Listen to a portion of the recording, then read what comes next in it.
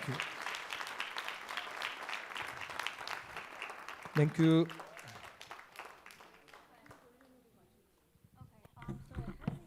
Ladies and gentlemen, good morning. We are here to celebrate this very special, important day, the International Day of Persons with Disabilities. We are still waiting for a couple of important guests, so I would ask your indulgence to wait for a couple of minutes more. Thank you.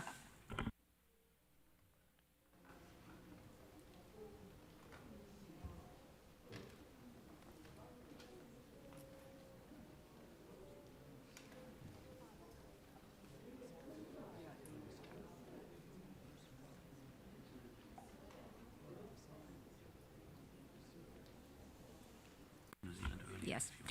So I think that our guests will forget us if we start now.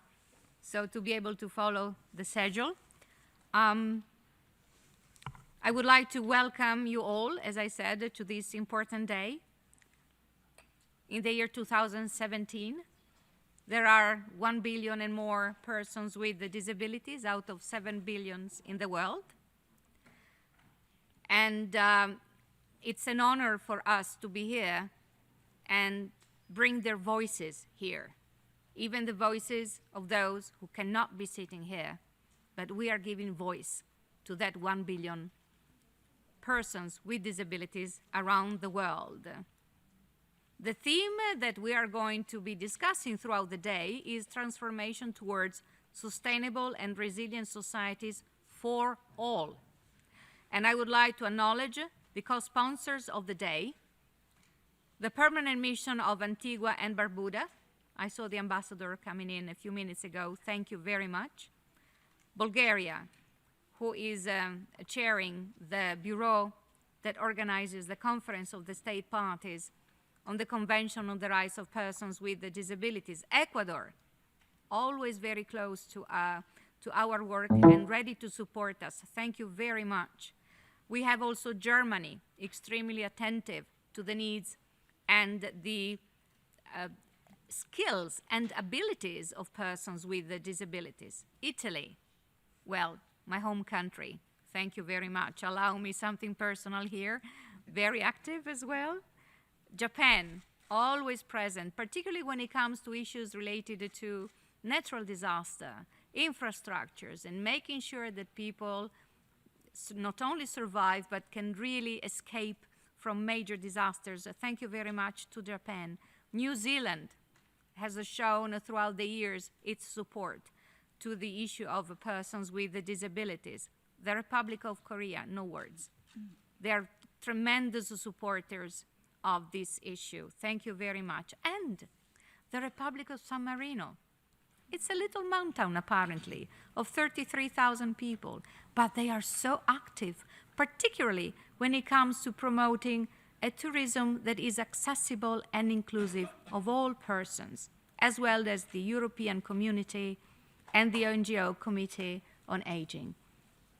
So we're gathered here today to highlight the crucial contributions made by persons with disabilities in promoting inclusive societies and, of course, development. We also recognize the long-standing partnership with the civil society organizations who do play important roles in addressing the needs and perspectives of persons with disabilities at the global, regional, and local level. So our societies must pursue disability-inclusive policies to ensure that persons with disabilities participate in all spheres of societies on an equal basis with others. Dignity has no name. Dignity has no ability or disability. It's people. And the UN Charter says, we the people. That's what we're talking about today. People with different skills, different needs, and different abilities. Persons with disabilities with their unique experience and expertise can make important contributions to the design, development, and implementation of innovative solutions, and policy programs to advance the resilience of societies, especially in the, in the context of humanitarian actions, disaster risk reduction, and accessible urban development. Resilience. Allow me again to add here something personal. It's resilience that enabled me, since I was 6 years old and became paraplegic, to make it through. It's resilience, the ability to look at challenges and make out the best of them. Behind the challenge, there is a tool to win. We have to find that tool. And those are the tools we want to identify today when it comes to the topic I just mentioned, the topic we want to be discussing throughout the day. Now, please join me in welcoming my very dear friend and moderator for the opening segment, Venus Yegan, who is the Secretary General of Rehabilitation International. Mr. Yegan, well, she is Mrs. Yegan. She's a global, not that Mr. She's a global known leader in the disability community. Her very, very extensive experience in disability rights, promotion, and advocacy, as well as policy programming in humanitarian actions and building up the resilience of societies at national, regional, and global level is unique. So, Venus, the floor is yours now. Thank you. Thank you very much, Ms. Bass, and thank you to all. My organization, Rehabilitation International, which has done work in disability and rehabilitation for 95 years since 1922, is very honored to participate in today's celebration of the International Day of Persons with Disabilities. We are a global organization of persons with disabilities, service providers, agencies of governments, academics, researchers, and advocates working to improve the life of persons with disabilities. Central to the work that we do is the inclusion of persons with disabilities in humanitarian action, disaster risk reduction, and accessible urban development, as earlier referred to by Ms. Bass, among other things. We just had 2 weeks ago a regional meeting with disability leaders and others working in the field of disability and rehabilitation in Africa, held in Addis Ababa, Ethiopia, to discuss possible collaboration for some future initiatives of RI for the Africa region. With that said, Rehabilitation International is looking forward to continue the work we have done over 9 decades and to play a proactive role as a member of civil society and to promote the rights and help achieve our shared goals for persons with disabilities across the world. Thank you for the opportunity to join you today. And now I will have to explain some of the things that we need to do this morning before we start with this. Okay. 1 minute to them. Okay. Yes. So we have 1 minute for accessible explanations from some of the representatives in the room today. So thank you, sorry. I would like to ask maybe my colleagues in the GICM to spend 1 minute about the Accessible Center in the United Nations. I'm really sorry, Venus. Okay. Thank you. Thank you. Good morning. Just a brief note to let you know that the Accessibility Center is located on this floor in room S1B32, and it's right next to the escalators if you want to stop by. If you have any questions regarding the services or the devices we provide, feel free to stop by. We'll be happy to answer any questions. Thanks very much. Thank you so much. And now we will have to hear the speeches of our honorable guests this morning. But before we do that, we just want to inform everyone that we have set a maximum of 7 minutes for each of the speakers. Okay, so now, ladies and gentlemen, my task as the moderator for today.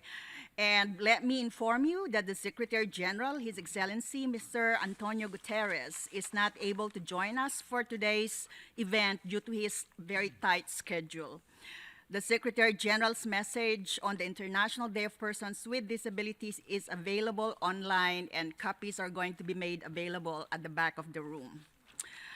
So without further ado, may I invite the President of the 72nd session of the General Assembly, His Excellency Mr. Miroslav Lasiak, I hope I pronounce your name right, sir, to open the first segment of the opening and deliver his remarks for the International Day of Persons with Disabilities. Your Excellency, please. Thank you very much. Good morning, Excellencies, ladies and gentlemen, dear colleagues. Let me at the outset congratulate the organizers and sponsors of this event for bringing us together to celebrate this important occasion. The International Day of Persons with Disabilities was declared 25 years ago. And we can agree that as an international community, we have come a long way. We have made landmark achievements over this period. The most important being the Convention on the Rights of Persons with Disabilities. That means full and effective participation and inclusion in society. And yet, on this International Day, we recognize that there is much more left to be done. We must continue to strive to leave no one behind, and this includes persons with disabilities. The 2030 Agenda calls for a people-centered approach to sustainable development. In this spirit, I have put a focus on people at the core of my presidency. And if I look around this room, it may appear that persons with disabilities are included and well represented. But outside these halls, the reality is quite different. Persons with disabilities are often disproportionately affected by poverty. They face discrimination and exclusion. Every day, they face challenges that affect their lives, that hamper their ability to contribute equally to the life of our societies. And this is not only a violation of their rights, it's a loss for our society and its diversity. This is why specific references in the targets of 2030 Agenda and other development frameworks are so important. We need to make the empowerment of persons with disabilities a priority at both the global and national levels. Persons with disabilities must be included and participate in the crafting of development plans and policies. We must reflect their concerns and situations from start to finish, ensuring that they are both accessible and enabling. Today's commemoration is therefore both timely and welcomed. We at the United Nations have work to do. During the general debate, I was confronted with how ill-equipped the General Assembly Hall is for persons with disabilities. And this was further reinforced when I gave a tour to a young person from my country, Slovakia, in a wheelchair. When we got to the General Assembly podium, it was inaccessible to her. These two examples beg the question, are we excluding persons with disabilities from equal participation in the work and leadership of the General Assembly? The second point is that the United Nations must stand as a role model. When policies and agreements are being discussed, when decisions are being made, they must be inclusive and respect the interests and rights of persons with disabilities. And persons with disabilities must themselves participate in these and other discussions. It is a fact that there is progress in some areas. Physical access within the UN premises has improved. We are thankful for the Accessibility Center here in New York and those involved in its establishment in 2013. Work is also being done on publications, web pages, and digitalization of documents. In 2016, the Secretary General submitted the first report on the full realization of an inclusive and accessible United Nations for persons with disabilities. However, many of these measures have only been possible thanks to voluntary contributions. And there is still much more to do. Documentation can now be acquired in accessible formats, but we need to work towards having them in real time. Can we have better lighting and acoustics in the meeting rooms? How about sign language interpretation and closed captioning for official meetings? We should also examine our signage to ensure that they are well positioned for all users. These are kind of suggestions made by persons with disabilities, and they deserve our full consideration. The United Nations must represent everyone equally. I will be pushing towards making the General Assembly inclusive, not just of states, but of all people. So I want to state a public commitment today. I'm committed to championing accessibility issues during this session. I'm working towards having captioning and sign language for some of my key events, including on webcast. I'm currently evaluating the accessibility of my website, and I have appointed a focal point on accessibility in my office. Furthermore, I'll be actively engaging persons with disabilities in the discussions we have, including as panelists. Based on this, I'd like to identify further actions that can be implemented in the short and the longer term. I will work with member states, in particular the champions like you, to make further progress. Excellencies, ladies and gentlemen, in conclusion, to move forward, let me stress once again that partnership is a key. I count on your support and collaboration to advance this important effort. I wish you fruitful discussions, successful celebration of the International Day of Persons with Disabilities, and thank you for your attention.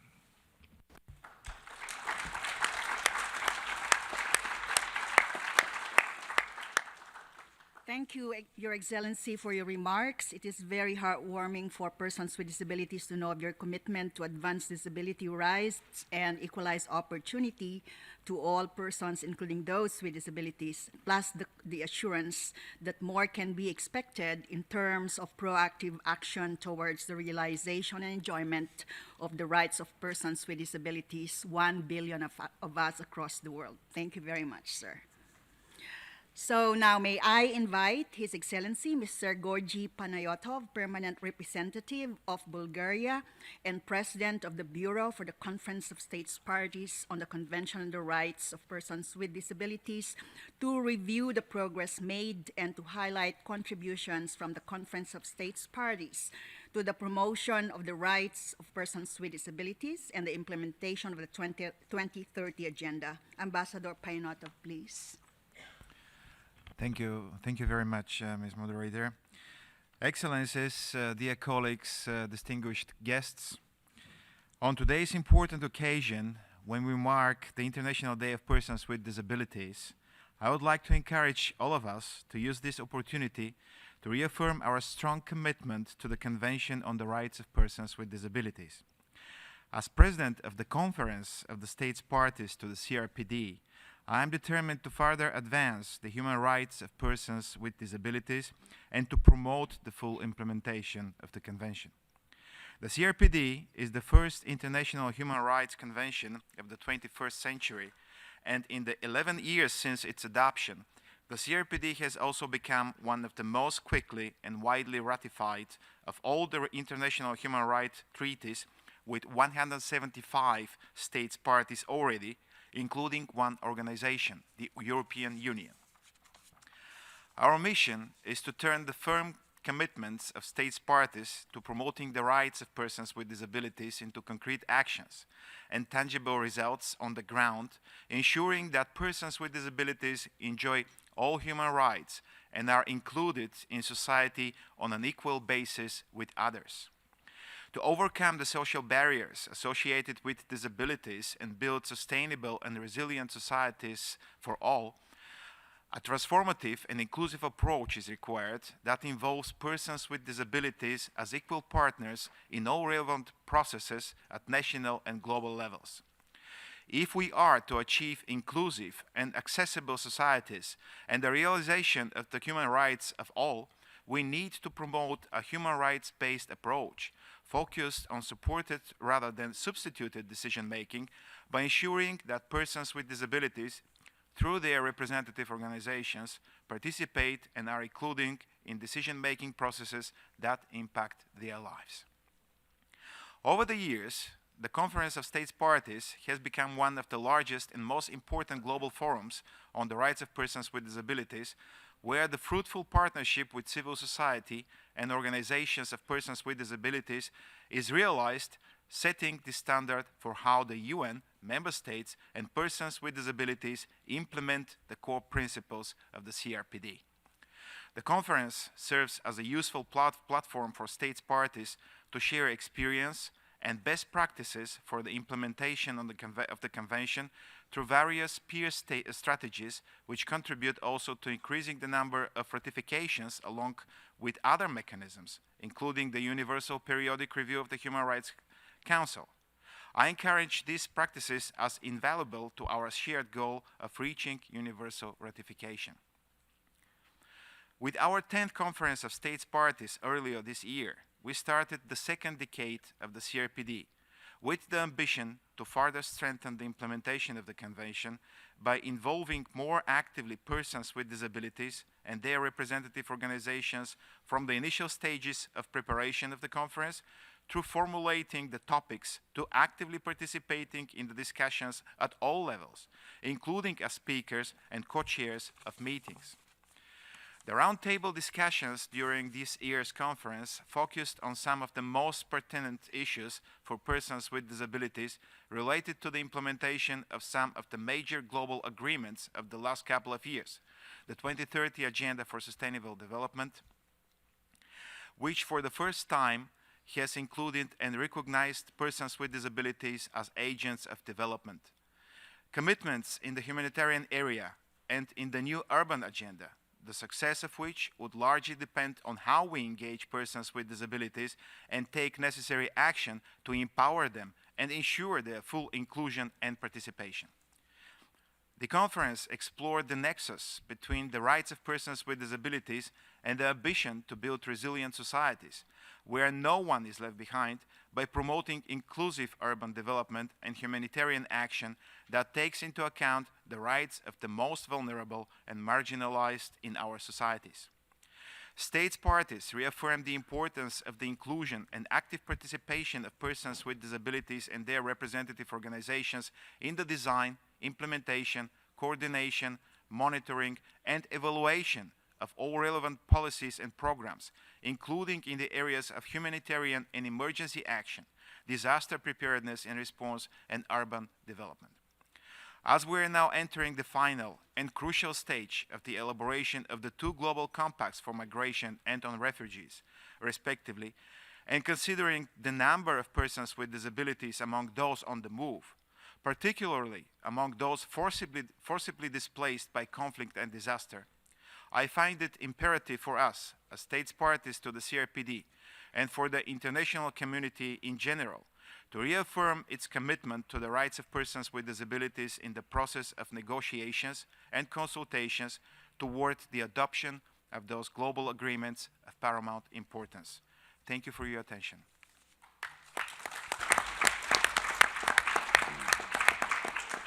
I thank His Excellency, Mr. Gorgi Panayotov, Permanent Representative of Bulgaria, for his statement. We note with great appreciation the significant steps that have been taken by the international community to implement the Convention on the Rights of Persons with Disabilities since its adoption a decade ago, with a focus of ensuring equal opportunities for persons with disabilities in all aspects of life. 10 years after the CRPD's adoption and subsequent ratification and implementation, many things have been achieved, but a lot more needs to be done, and we count on your continued support going forward. Thank you, Your Excellency. May I now invite His Excellency, Mr. Finian Cheshire, Deputy Permanent Representative of New Zealand, who co-sponsored a resolution on women and girls with disabilities during the 72nd session of the General Assembly. Your Excellency, please. Thank you very much, Vanessa. And can I start by thanking and acknowledging the President of the General Assembly for his statement just now and for his commitment to inclusiveness of persons with disabilities. We see it as a particularly welcome and strong step towards improving this organization's approach to persons with disabilities. As Vanessa just mentioned, New Zealand, along with our colleagues in Mexico and Sweden, present a biannual resolution on the Convention on the Rights of Persons with Disabilities to the General Assembly. And this year, for the first time, it was presented with a specific theme, that of the situation of women and girls with disabilities. We did so to acknowledge, and I believe in part this gets to the theme of today's event, that inclusiveness and a sustainable and resilient society for all cannot be achieved without specifically addressing the multiple and intersecting forms of discrimination that are faced by women and girls with disabilities. These multiple and intersecting forms limit the ability of women and girls with disabilities to enjoy human rights on an equal basis with others. The SDGs cannot be achieved without recognizing and addressing these specific challenges, and these specific challenges cannot be addressed without including women and girls in the preparation of policies and responses to these challenges. It is our experience, and I believe the experience of many member states, that the situation of women and girls with disabilities is often not considered in the development of gender and disabilities policies and programs, which means their specific challenges remain unaddressed or ignored. And for this reason, we welcome the changes proposed by the PGA towards inclusiveness in the discussions here on persons with disabilities. The resolution this year focuses on the core challenges facing women and girls with disabilities to the enjoyment of their rights on an equal basis with others, and it provides concrete actions that can be undertaken in this regard. Actively taking steps to improve the outcomes for women and girls in all areas of life must be a priority for us all.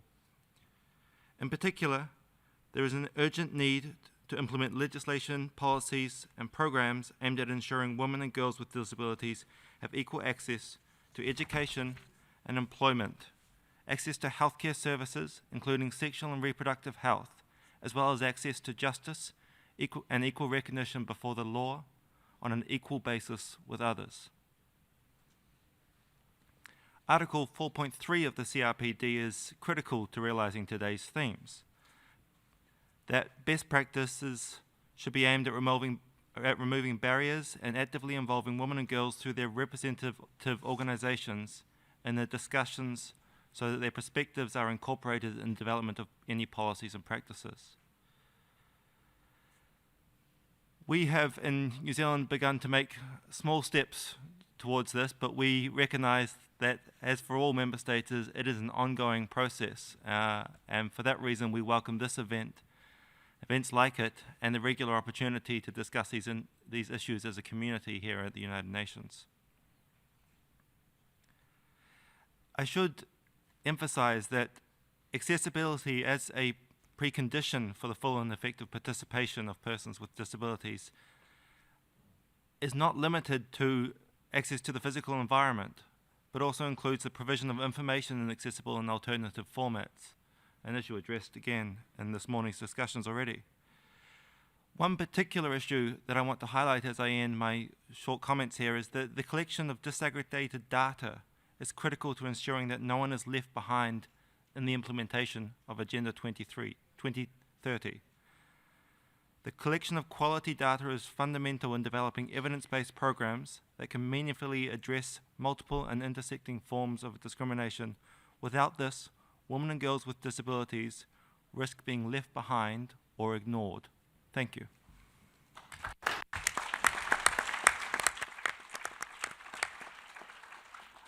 Thank you, Your Excellency, for your remarks. We acknowledge with appreciation your country's commitment in proactively raising awareness on the need to address the multifaceted discrimination faced by women and girls with disabilities every day of their lives, and your call for measures to be put in place to recognize their rights to combat stereotypes, prejudice, and harmful practices. Thank you indeed. And we would like to thank our speakers and move to the second segment of the opening. Thank you very much. Thank you.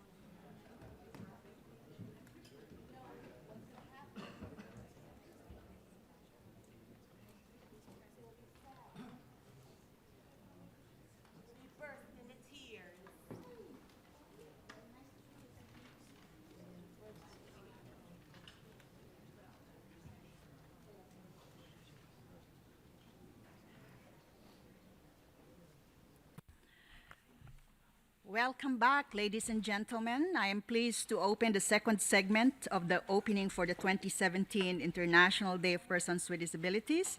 And I invite representatives from the permanent missions who have subsequently contributed to the inclusion and promotion of persons with disabilities in the context of transformation towards sustainable and resilient society for all in the implementation of the 2030 Agenda for Sustainable Development. I guess everyone is in the podium, so thank you. May I now invite His Excellency, Mr. Feridun Şirniryoglu, Permanent Representative of Turkey, the organizer of the World Humanitarian in Istanbul, to make his statement. Sir, I hope I pronounce your name right. If not, apologies.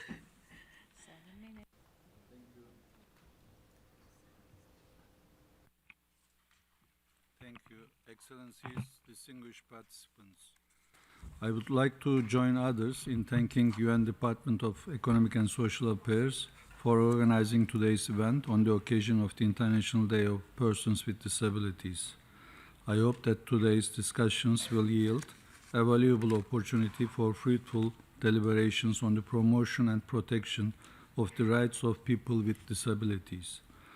This year's theme, focusing on transformation towards sustainable and resilient society for all, is particularly relevant. Persons with disabilities, as both beneficiaries and agents of change, have an important role to play in achieving inclusive and sustainable development and promoting a resilient society for all. This is pertinent for various situations, including in the context of disaster risk reduction and humanitarian action, as well as urban development. Today, as I was asked to address the need to foster disability-inclusive humanitarian action, I will focus my remarks on this very crucial matter. Distinguished participants, unfortunately, the multiple crises and challenges we collectively face around the world today have resulted in dramatic levels of humanitarian need. Forced displacement remains at record levels, with more than 65 million people displaced due to human-made crises or natural disasters. Persons with disabilities are often disproportionately affected in situations of risk. These include armed conflicts, humanitarian emergencies, and the occurrence of natural disasters and their aftermath. Ensuring the protection and safety of persons with disabilities in situations of risk is a moral responsibility for the international community. It is also a legal obligation for all states, parties to the Convention on the Rights of Persons with Disabilities. Article 11 of the Convention speaks explicitly in this regard. Distinguished participants, last year, in May 2016, the international community came together in Istanbul for the first ever World Humanitarian Summit. We collectively sought viable ways and means to overcome the humanitarian tragedy our world is facing. The summit brought together over 9,000 participants representing 180 member states, including 55 heads of state and government, hundreds of civil society organizations and partners, including the private sector and academia. In its 70 years, the United Nations has rarely, if not never, convened at this scale with this many different stakeholders to deliberate on the pressing challenges that are resulting in so much suffering. At this summit, member states and other stakeholders announced commitments and initiatives to drive change and reduce human suffering. The issue of ensuring disability-inclusive humanitarian action was among the key themes that was discussed at the summit. Participants deliberated on this important topic in several roundtables and sessions, including at the special session dedicated to the inclusion of persons with disabilities into humanitarian action. The adoption of the Charter on Inclusion of Persons with Disabilities in Humanitarian Action was a concrete outcome of these discussions. Distinguished participants, although the World Humanitarian Summit raised awareness and gave considerable momentum to the discussions on disability-inclusive humanitarian action, challenges remain and more work needs to be done. At this point, I would like to share some of our national experiences. Turkey hosts the largest refugee population in the world, with over 3.3 million people who have fled to Turkey from the devastation and conflicts in their countries. 3.1 million of them are Syrians. We continue to provide for the humanitarian, health and education needs of all those who are under temporary protection in our country. This includes persons with or without disabilities. By regulation, all foreign nationals with disabilities that hold a legal residence permit in Turkey and meet the eligibility criteria for care services are entitled to benefit from the same institutional care services provided to Turkish citizens. So far, over 6,200 Syrians under temporary protection in Turkey have been registered as persons with disabilities. Just as one example, in 2016 alone, 125 electric-powered wheelchairs were provided to those Syrians in need. One of the challenges that we encounter in providing for the specific needs of those with disabilities is the difficulty in gathering appropriate data. Presently, our authorities are carrying out a data updating project. Through this project, we aim to have a more precise picture of the needs of persons with disabilities. Last but not least, I would like to mention that we also prioritize on the work for the resettlement of those persons with specific needs to third countries. Needless to say, these efforts can only yield meaningful results if third countries step up their responsibilities and join us in our efforts in assisting the persons with disabilities in need. Distinguished participants, in concluding, I wish to underscore that persons with disabilities affected by crises all around our world require and deserve adequate access to humanitarian assistance. Safety and respect for the dignity of persons with disabilities in such circumstances must be a priority. Progress towards principled and effective humanitarian action cannot be realized if humanitarian preparedness and response excludes persons with disabilities. We must also keep in mind that we need to closely consult with and actively involve persons with disabilities in the design, planning, and implementation of disability-inclusive humanitarian programs. Sharing of experiences, cooperation, and coordination between all actors is critical in this regard. Allow me to finish by reiterating Turkey's commitment to leaving no one behind. Thank you.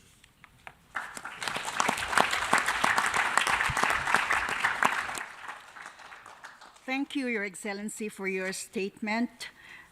Persons with disabilities, as persons with disabilities, we acknowledge as one of the many great outcomes of the World Humanitarian Summit held in your country is the Charter of Inclusion of Persons with Disabilities in Humanitarian Action, as you have just described.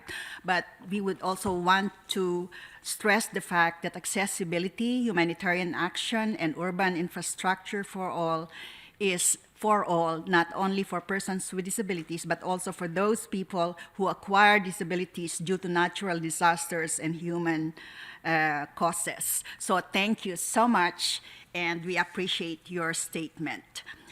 Now, ladies and gentlemen, I would like to invite His Excellency Ambassador Mr. Diego Fernando Morejon Pazmino, Permanent Representative of Ecuador, organizer of the Habitat 3 Conference in Quito, to deliver his statement.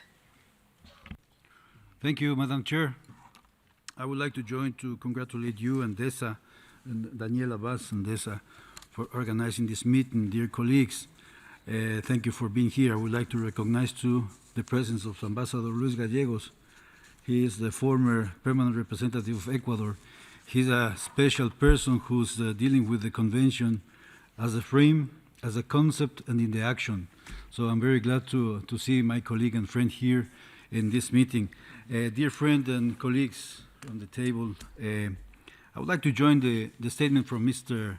Lakjak, the PGA, on telling the difficulties that we have here at the United Nations in the frame of accessibility. We experienced that, of course, as a country, with our president who came to the General Assembly this year. He's a disabled person himself, so we dealt with DGACM and other bodies here at the UN in order to have him here comfortable and to feel him well, as it should be. Another thing that I join is that we have to make it very visible. This convention must be in a best higher level. We should have this meeting in the General Assembly in a G193 basis.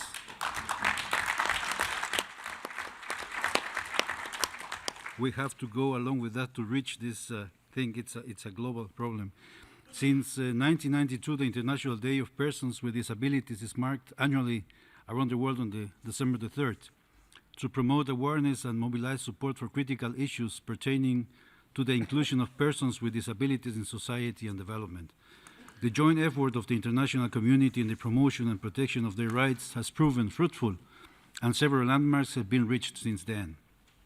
This year, we have again the opportunity to take stock and analyze how our commitments as member states, international community, civil society, and partners have been implemented towards the improvement of the quality of life of 1 billion people with disabilities around the world. And for that, I would like to share with you how Ecuador has taken on these commitments.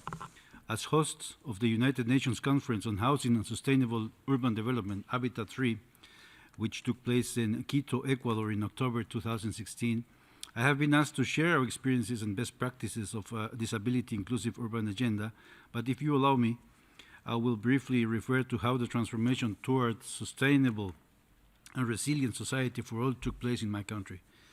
As you're probably well aware, the government of Ecuador declared action and policy on disabilities as state priority in 2007.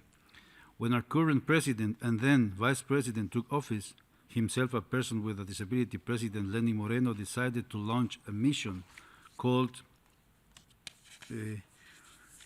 what the situation was for persons with disabilities, provide them with technical aids and health care, at the same time devise a strategy for improving the quality of life of people with disabilities as both beneficiaries and agents of change, together with their families and communities as part of our national development plan. Our strategy seeks to build inclusive communities where persons with disabilities are key actors in the political, economical, social, and cultural life.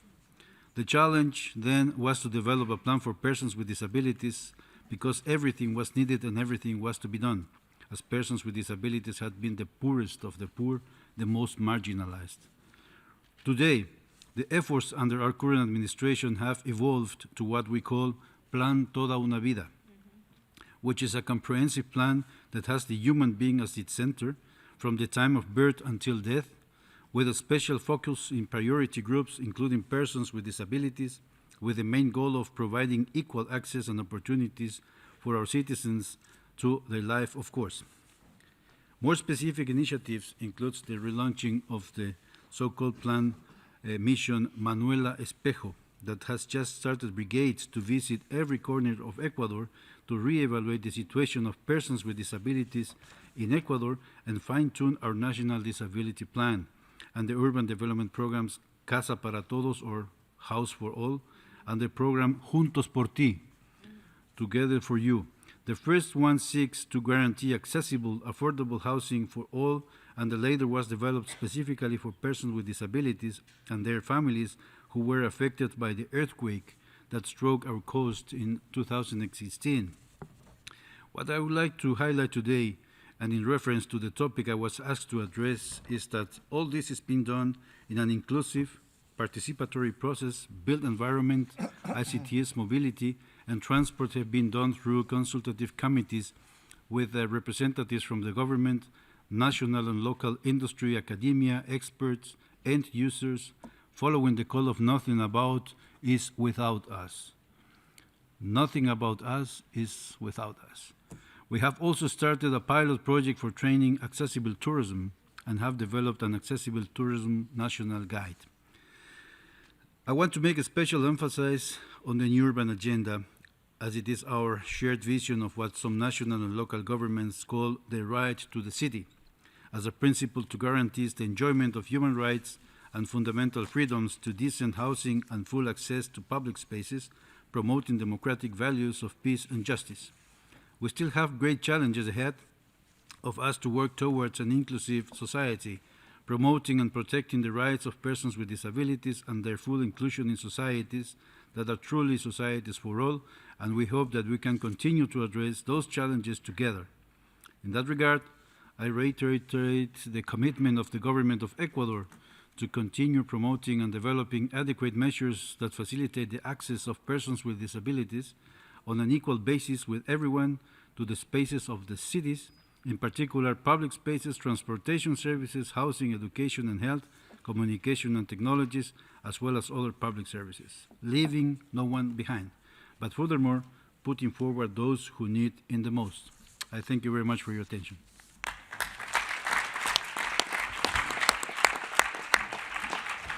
Thank you, Your Excellency, for your remarks.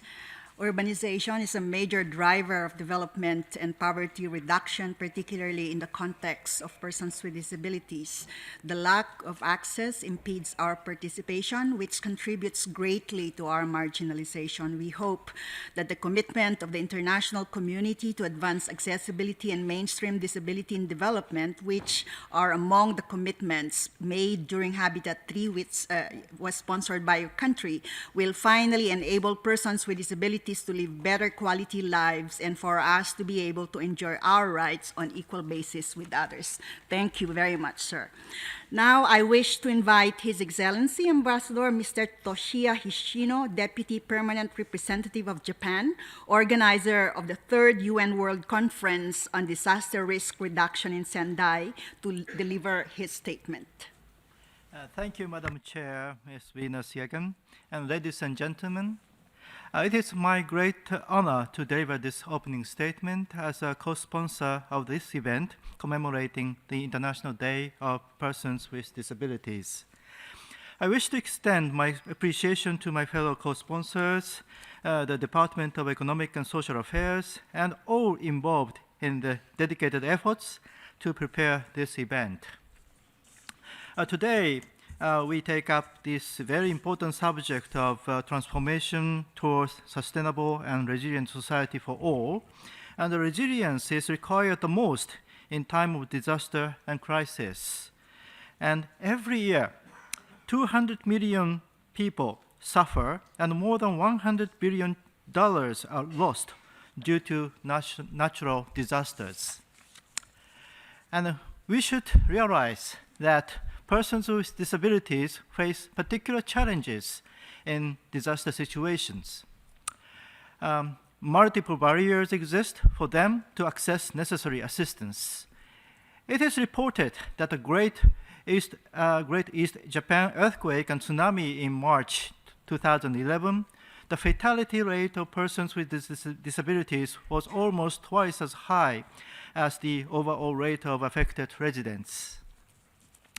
Based on lessons learned from this tragedy and assuring the safety of persons with disabilities in disaster situations, this is a matter of utmost importance. This year, the world has suffered from numerous natural disasters, including hurricanes, large-scale landslides, and earthquakes. And convening this event and discussing disability inclusive disaster risk reduction is very timely. The government of Japan has prioritized the protection and promotion of the rights of the persons with disabilities in situations of risk and humanitarian emergencies. As the moderator said, Japan hosted the 3rd UN World Conference on Disaster Risk Reduction in 2015. And worked hard for the adoption of what we call Sendai Framework 2015 to 2030, which emphasizes the role of persons with disabilities as important stakeholders in disaster risk reduction.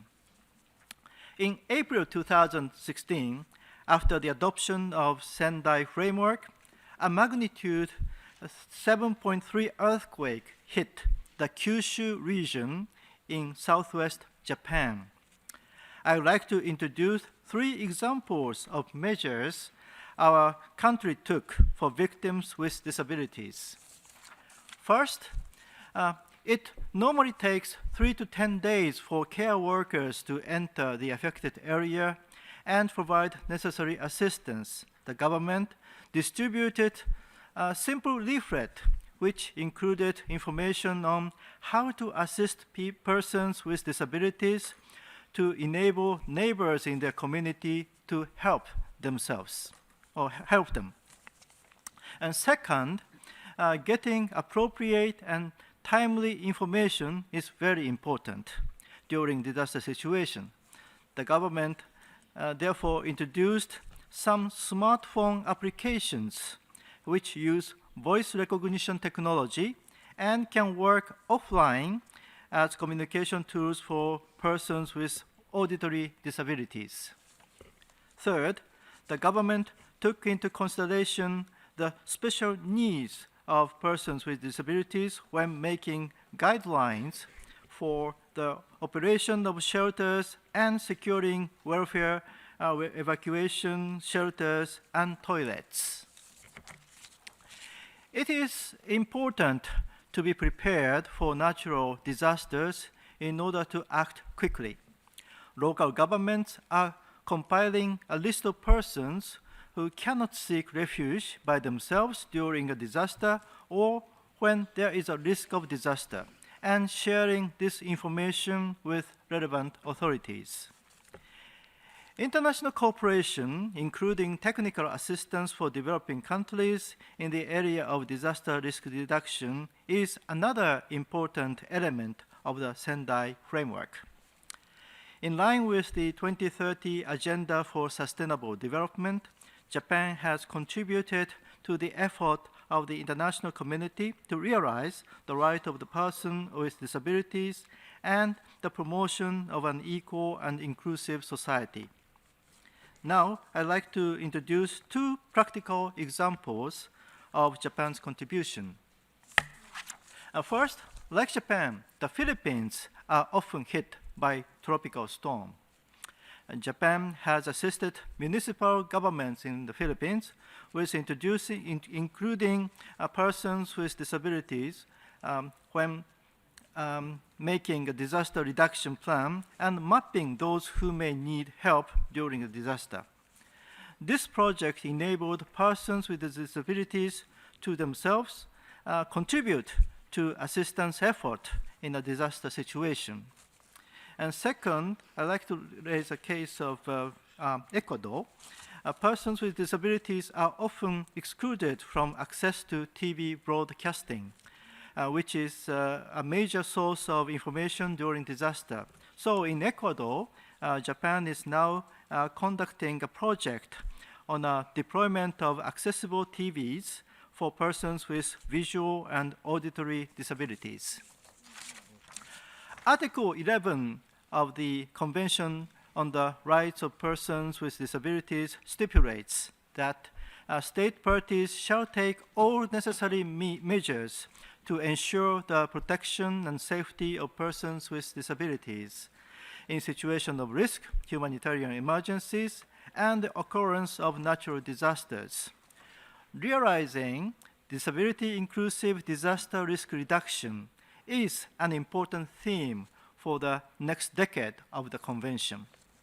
Japan will proudly host the Tokyo Paralympic Games in 2020. Leading up to the important event, Japan is making use of universal design and information and communication technologies to build a society which is resilient to disasters. I'd like to conclude by reiterating that Japan will continue to support the participation and inclusion of persons with disabilities in all situations, including those of risk and natural disasters. Thank you very much for your kind attention.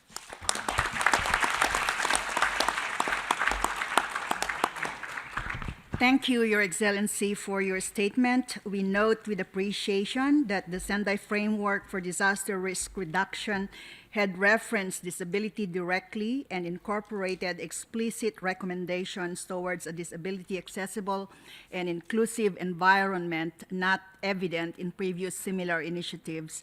This means a lot for millions of persons with disabilities who are most vulnerable and often disproportionately affected in times of disasters, emergencies, and conflict situations. We thank your country's consistent support for disability and persons with disabilities. Now, may I invite His Excellency Ambassador Mr. Park Chul-ju, Deputy Permanent Representative of the Republic of Korea, to deliver his statement. Thank you, Madam Moderator, for offering me a floor. Excellencies, colleagues, ladies and gentlemen, first of all, I would like to thank UNDESA for organizing this event. It's my pleasure and honor to take part in this annual celebration of the International Day of Persons with Disabilities, which is a very meaningful opportunity to renew our commitment toward sustainable and resilient society for all. Considering the series of international milestones on the issue of disabilities in recent years, renewing our commitment is all the more important.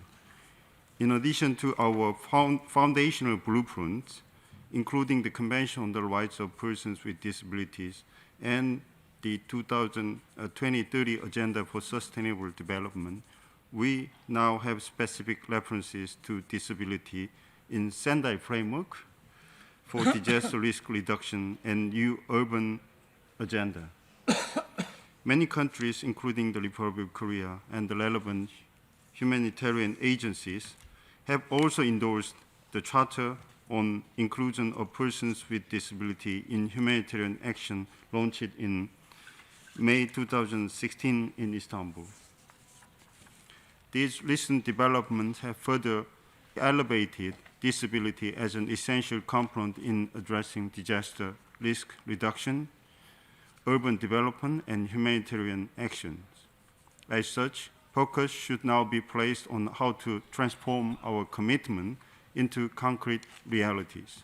In this regard, I hope today's panel discussion will provide us with timely input and suggestions to realize inclusive society and development. The Republic of Korea, for its part, will continue its contribution to promoting and protecting the rights of persons with disability around the world. Given the estimate that 80% of the world's persons with disabilities are living in developing countries, there is a clear linkage between development and disability. In accordance with its Framework Act on International Development Cooperation, Korea will contribute to create and implement its development programs that focus on promoting the right of persons with disability. The Republic of Korea also supports a more inclusive and accessible United Nations. Leading by example in this area, the UN is able to reaffirm humanity's faith in fundamental human rights and in the dignity and worth of each person as envisaged in its charter.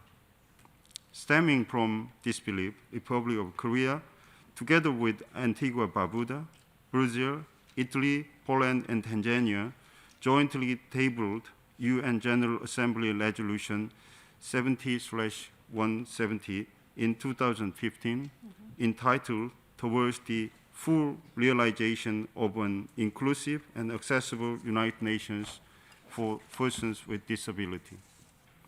Building upon this important resolution and other relevant commitments, the UN Secretariat, member states, society, civil society, and other key stakeholders should join forces to ensure inclusivity and accessibility in the United Nations.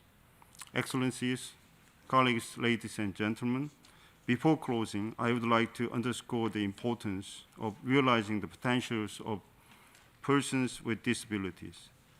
They are right holders as well as agents of development, playing an essential part in building the future we envision.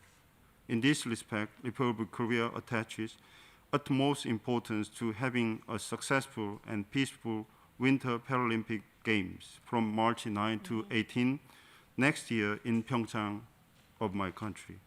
We hope that the Paralympic Games will showcase the ambition, talent, and drive of those with disabilities while simultaneously inspiring the wider world. I would also like to ask for your kind attention to the musical performances and statement which will immediately follow this opening session. The performers and the speaker are Korean youth with developmental disabilities, filled with dreams and hopes. I'm sure that listening to them will allow all of us in this room to catch a glimpse of a more inclusive and sustainable future that has not yet arrived, but we are striving to make it together. I thank you for your attention. Thank you.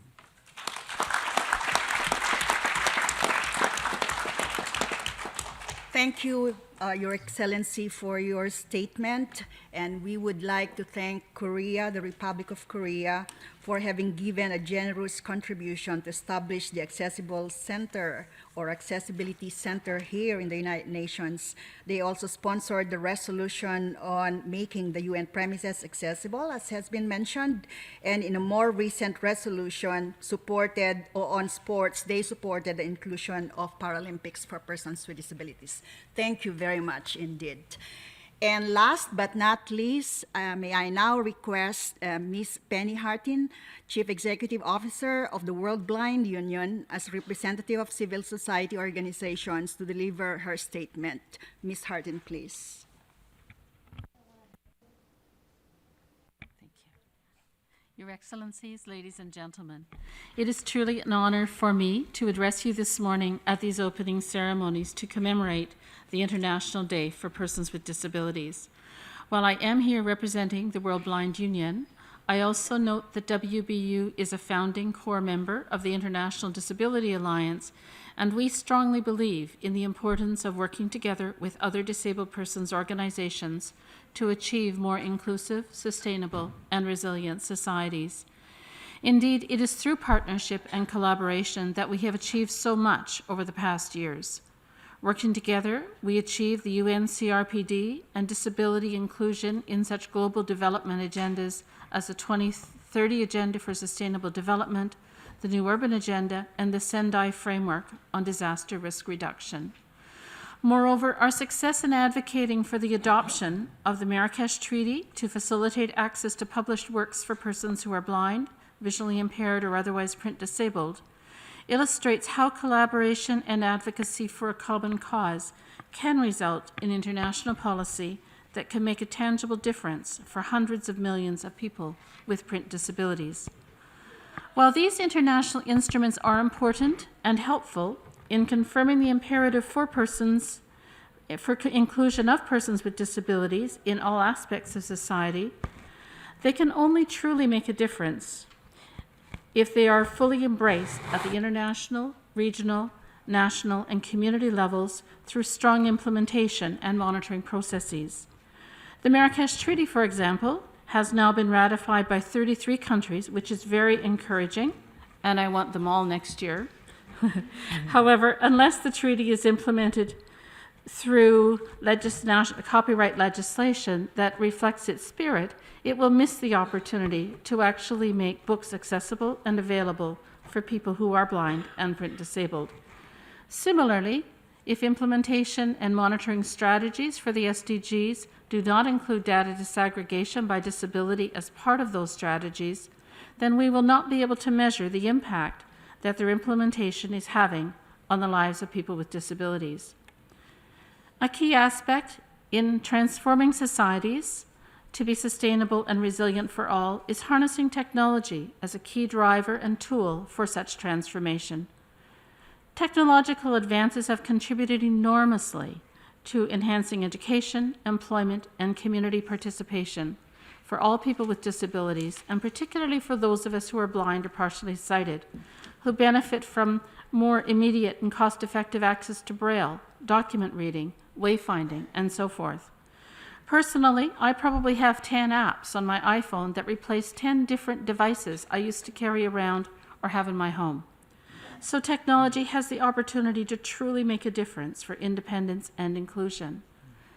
Conversely, however, most technology is simply too expensive for most persons with disabilities, the majority of whom experience huge unemployment rates and a much higher rate of poverty than the general public, and for whom such devices are simply out of reach, either because they are inaccessible or unaffordable.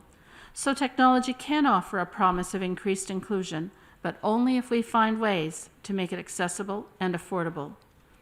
Another threat related to our technological advances is the lack of universal design to ensure accessibility is built in. This is particularly an issue for household appliances, self-serve kiosks, point-of-sale systems, all which tend to rely on touchscreens. Touchscreens can be made accessible if accessibility features have been incorporated into the design. After all, both Apple and Android have done it, and some others as well. But generally, manufacturers of household appliances simply have not considered how their devices may be used by those who are unable to use touchscreens. We likely all remember when silent cars first came on the market and celebrated the fact that there would be less noise in our environment. Unfortunately, no one really thought about what these silent cars would mean to independent travel for blind people who rely on hearing traffic patterns to cross the street safely. So after many years of advocacy at the International Standards Organization, we are finally agreeing on standards that would introduce a minimum sound that is detectable by pedestrians, including blind persons. This is a clear example of the impact of not considering the needs of persons with disabilities in planning and development, whether it be for products, infrastructure, or services. I also firmly believe that to build a fully inclusive, sustainable, and resilient society, it is essential to address the unique needs of women and girls with disabilities and undertake measures to ensure their full and equal participation. We are all too aware of the lack of access to education, accessible health care, and productive employment opportunities for women and girls with disabilities. We know that they are more subject to violence and abuse than either disabled men and boys or non-disabled women and girls. And we know that women and girls with disabilities who face humanitarian or disaster-related emergencies are particularly vulnerable due to lack of accessible infrastructure, adapted information, and insufficient planning and preparation to understand and meet their needs. So it is critical that all programs and services be planned and delivered to ensure access to and participation by women with disabilities, and that we be engaged in their planning and delivery. Furthermore, for that to happen in a meaningful way, women with disabilities must be encouraged and facilitated to assume leadership roles. It is our experience that there are few women with disabilities in leadership positions at any level. Particularly illustrative of this issue was that at the last CRPD committee elections held at the Conference of States Parties in 2016, no women were elected, and indeed at present only one of the 18 committee members is a woman. So clearly there is more work to be done to ensure that women with disabilities have the skills and opportunities to assume these leadership roles. 11 years after the adoption of the UN CRPD, much has been achieved to reduce barriers, change attitudes, and include people with disabilities in the global agenda that will influence participation and societal development. And given the rapid pace of technological advances that have both the opportunity to enhance inclusion and reduce exclusion, we must all be vigilant to maintain our achievements and that we continue to progress and prosper as all citizens in the world, including the more than 1 billion of us who have disabilities. My sincere thanks for your attention.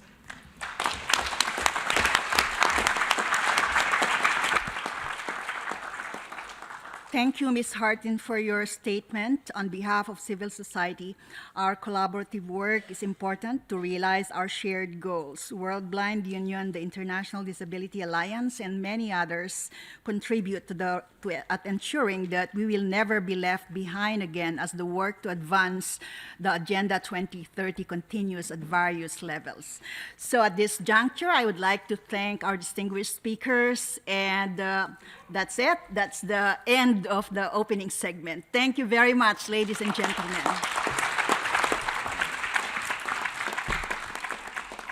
I would like now to thank you, the President of the General Assembly, who left all the excellencies that have been with us and hopefully will keep being with us throughout the day, and of course the World Blind Union. And thank you very much, Venus, Ms.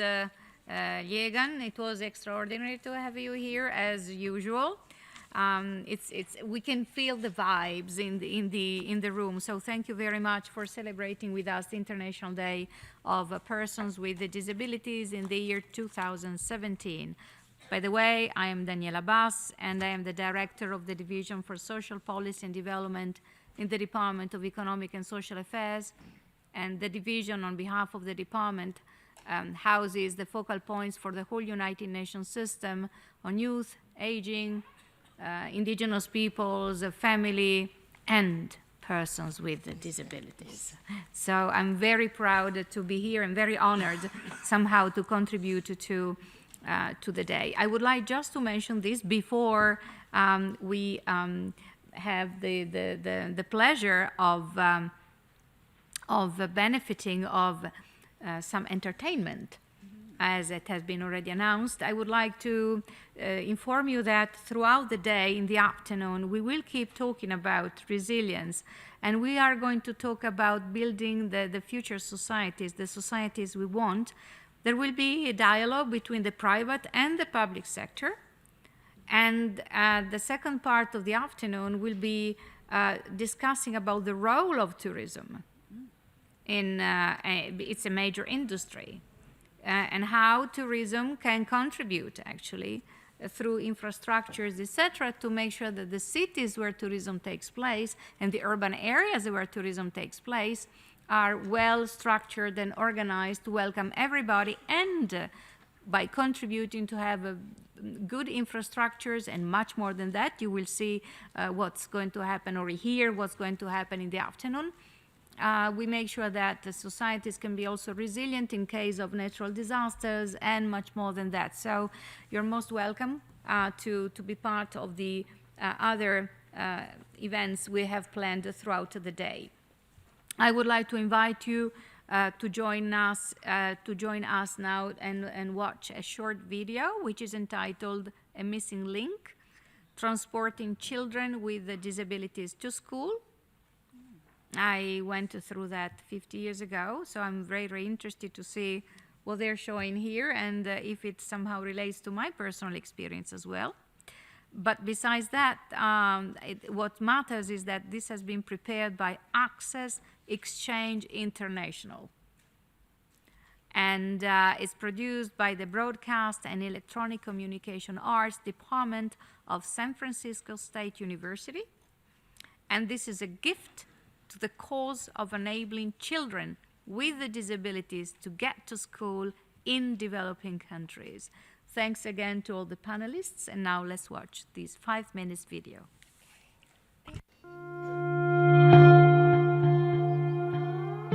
muy difícil llevar a una persona con discapacidad, subirla al transporte, es muy difícil.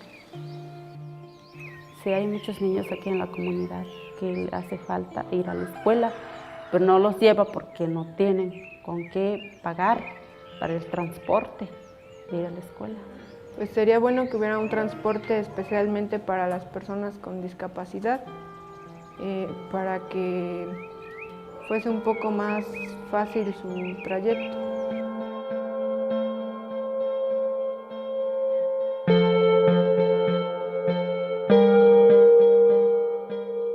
La discapacidad de Iván me dan el resultado cuando él tiene 20 días de nacido. Él me dicen que tiene artrogriposis múltiple congénita.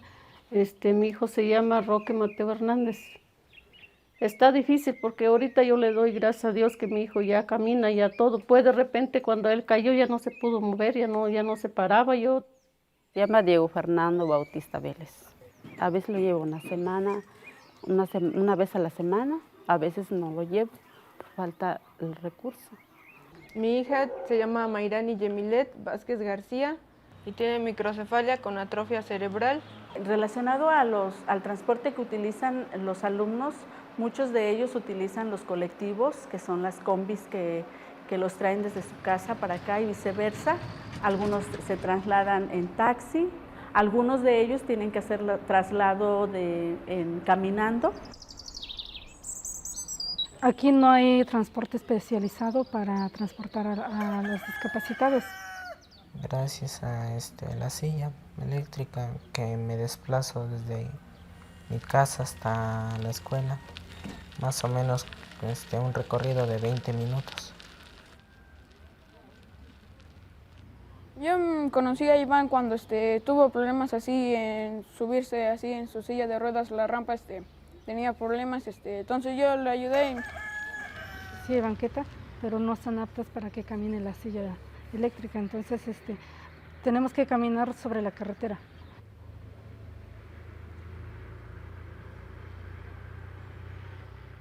Como ella pesa un poco y sí hay que irla cargando porque no camina, pues con eso batallo un poco.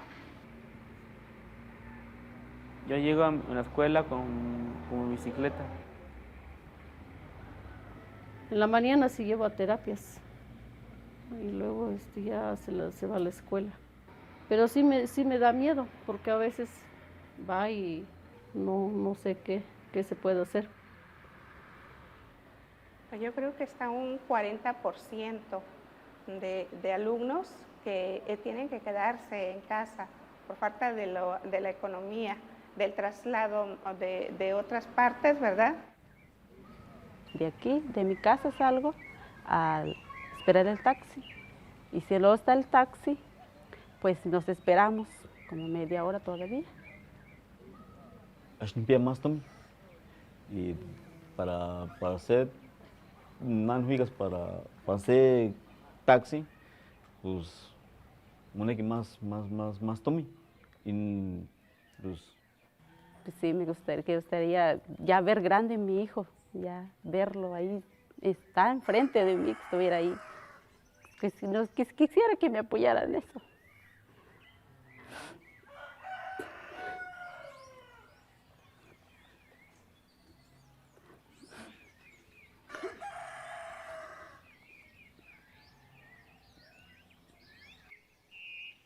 o más que nada en el transporte.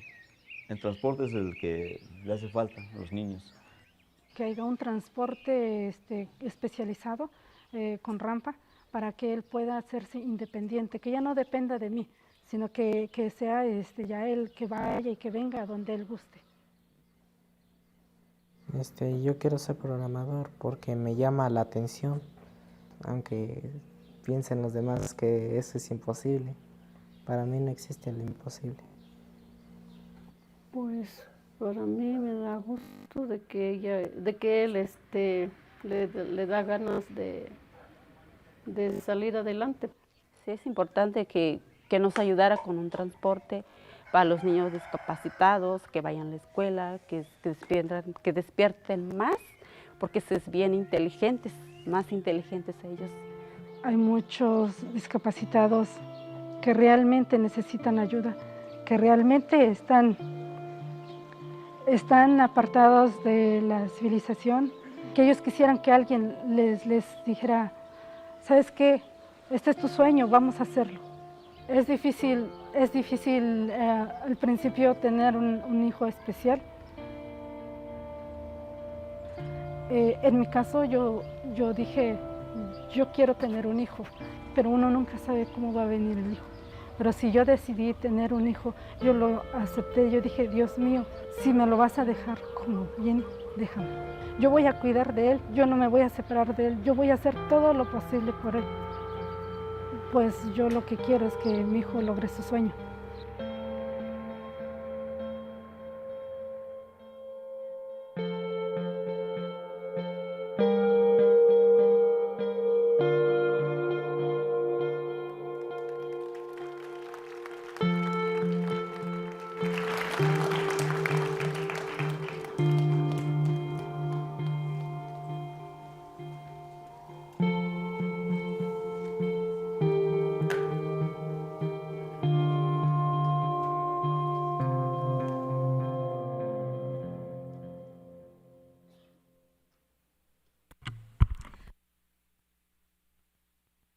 Very touchy video. Now, let's bring some music into our lives.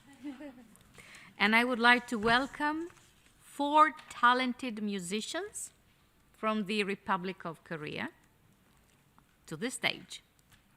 Their musical performance will be followed by a speech from Mr. Bai Bom-jun.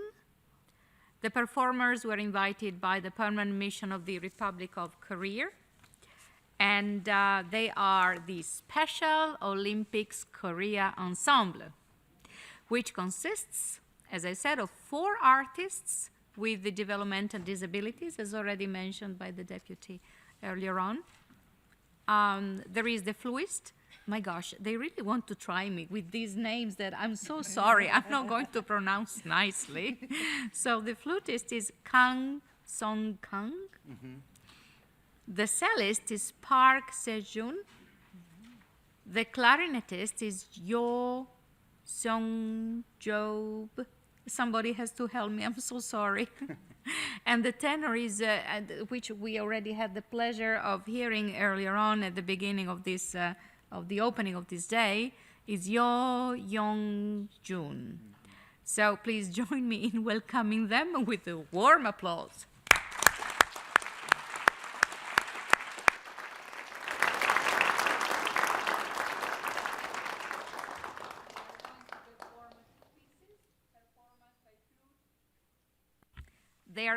They are going to perform two pieces, a performance by flute, cello, clarinet trio, Divertimento in B flat major of Mozart, and then their performance by the tenor, Panis Angelicus. Thank you.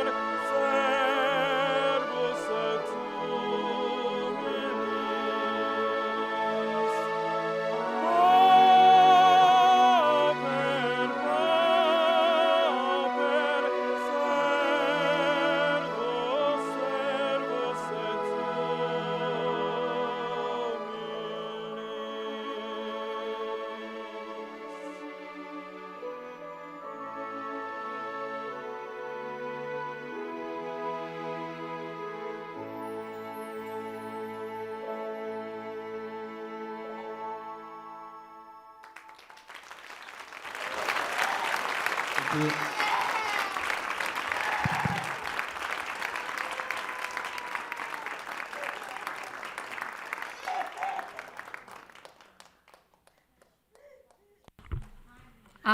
would like to thank very much the musicians and the singer. I would like also to inform you that there will be now another panel, actually the first panel of the three. The first panel of the three of today will be and is on persons with disabilities as agents of change. Lessons from disability inclusive disaster risk reduction and humanitarian action for resilient and sustainable cities. In the afternoon, the other two panels will follow on building future societies for all from 3 to 6 again in this room, where the public and the private sector will discuss about partnerships to positively impact the prosperity and well-being of vulnerable communities living in urban areas, and how the tourism industry can contribute to this, since this is also the International Year of Tourism. While the panelists are leaving the podium, and again, thank you very much, Excellencies, and colleagues and friends and the civil society representatives. Who? The guy from Korea, you know, that you already announced. He has to read his statement. So I would like to thank the agencies, the UN agencies, the civil society organization, the academia, for their support throughout the whole day, but also throughout the year. Before inviting the moderator of today's panel, I would like, though, to ask the Bojumbe to kindly spend a few words with us and for us. Thank you.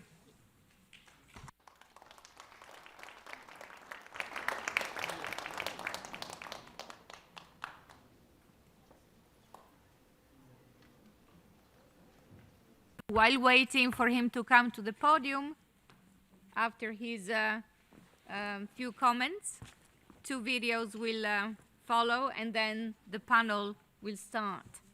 I see already that on my side that there is Ambassador Luis Gallego, but I will say who you are after the videos. Thank you. Thank you.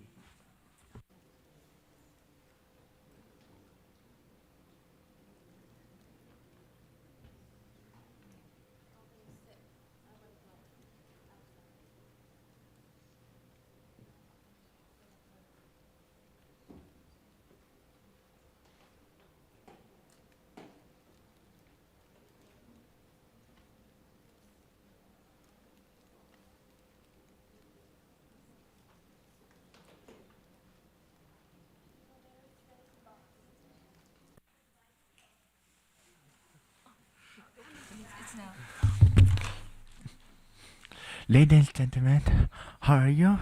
My name is Bae Jun. My nickname is Smile Angel. I'm Smile Angel Bae Jun. I like cello. I love cello. I play peace with my beloved cello. I am 21 years old, and I am majoring in classical music at Baekseong University of Arts in South Korea. I am an intellectually disabled person. My intellectual ability is about 3 years old. But at the same time, I am a young man. I am a cool and healthy young man. I am a baby. I even have a beard growing on my face. What's more absurd is the looks people give me. People look at me like I am a fool. They see my shy face and call me an idiot. Sometimes they hit me or use my things without asking for permission. There are people that curse at me too. I am constantly insulted by people against my will. The most difficult and painful thing for me is when I see deleted of people who say they want to help. On the surface, they act as if they are helping out of goodwill. But actually, they need me for their benefit. No matter the right they tell us, we can sense their mood peace.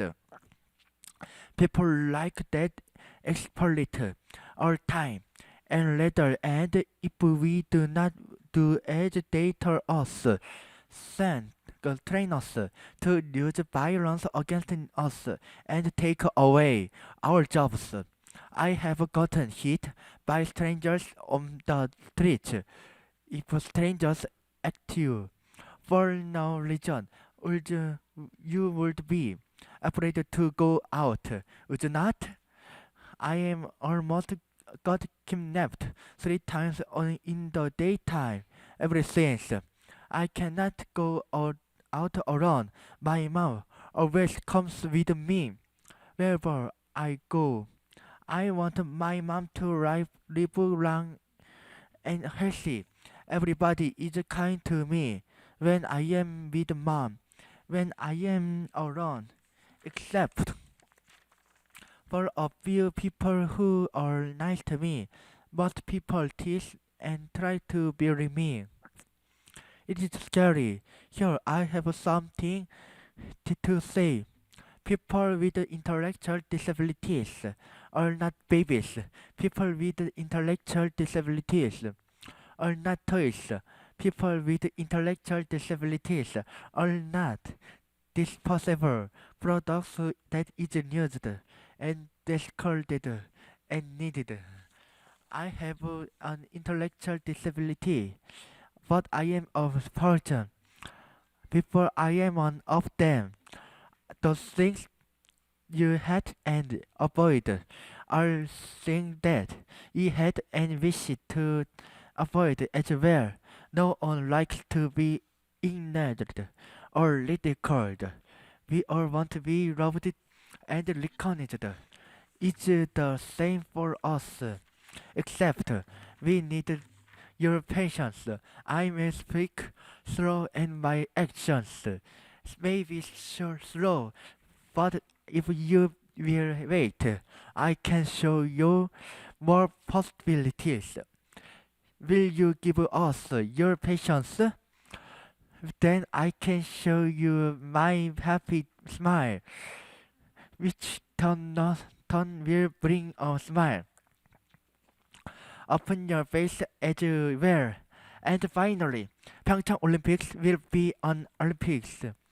Please show your greatest support to fans of Paralympics and Paralympics and come join us in Pyeongchang next year as a chariot of peace. I will be watching for you with my beloved cello, with a smile on my face. I didn't see anyone fall asleep during my long story. Thank you for listening. Shows my story with a warm smile. You must be angels. Thank you very so much.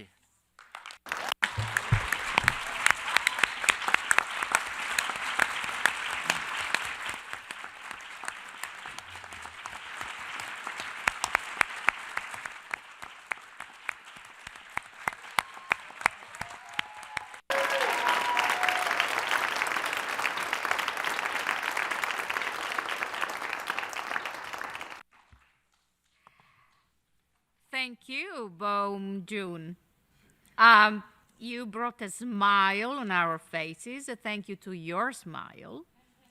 You brought energy and strength. The motivation to come to Korea next March, to applaud you there when you play the cello. And I would also like to applaud your mother. Thank you.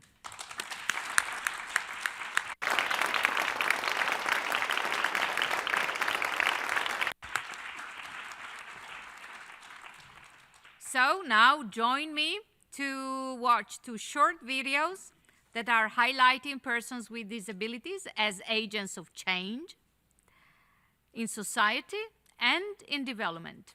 Include us from CBM Australia, followed by Message of Life from the Japan Disability Forum. Thank you.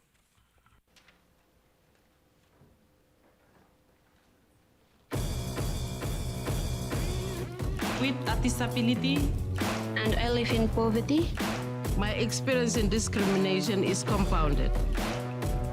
Education me stop me from road from color school before. Access to my community is so difficult for me. And include me inside. How is it okay to commit rape without punishment? I have a name. Don't call me by my disability. We have contributions to make. Nico, Japanese. My house. I am an athlete, and through sports, I travel. I advocate for the rights of people with disability. Through the business for me, support my community solely respect me. Inoculate me from by you think me not strong. I can live independently. Me like a sing that all random. This bloom is grown out. I'm a mother and a grandmother, and I'm a boss of my house. I lead, I advocate, I won't let you stop us. Ensure women and girls with disabilities are included in all development efforts, so no one is left behind. No one left behind. Include us. Include me. Include me.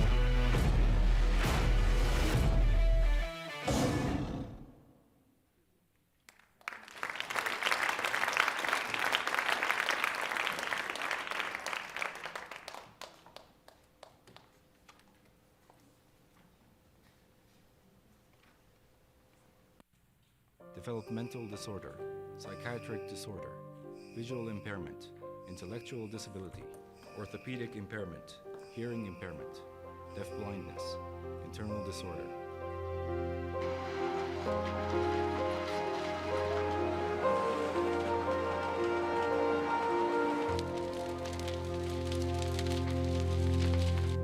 I didn't know it at the time, since I cannot see, but according to those who could see, it looked like a sea of fire outside. After the shaking, the tsunami came, but I could not hear it.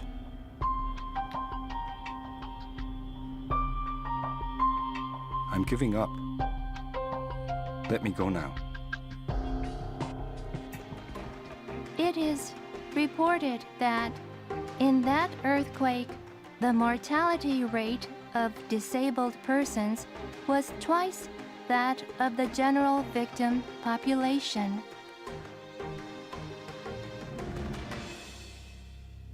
Messages of life. Twice as many persons with disabilities passed away on March 11th.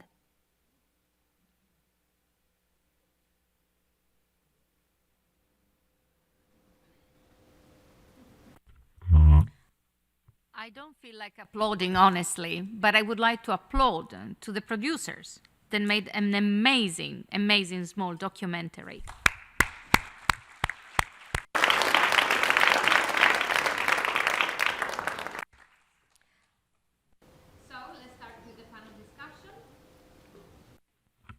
Let's start with the panel discussion, the first one.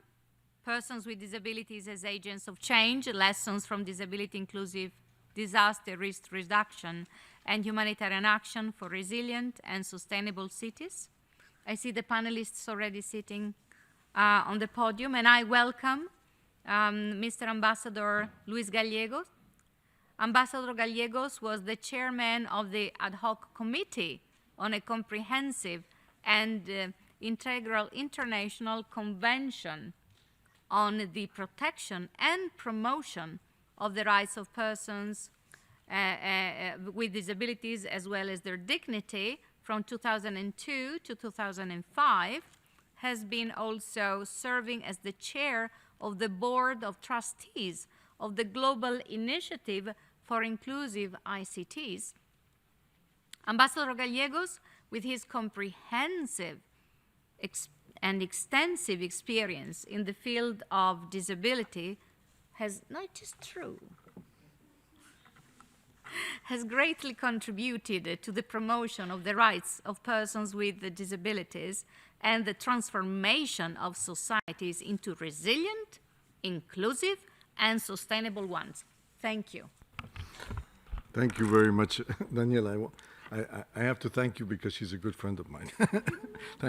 Thank you very much. It's an honor to be here at this International Day of Persons with Disabilities and moderate this panel, this star panel, because we have very important actors in this panel. The first person I would like to invite is the program specialist from UNICEF, co-chair of the Interagency Standing Committee on the task team of inclusion of persons with disabilities and humanitarian action, to make her presentation. If you will, please.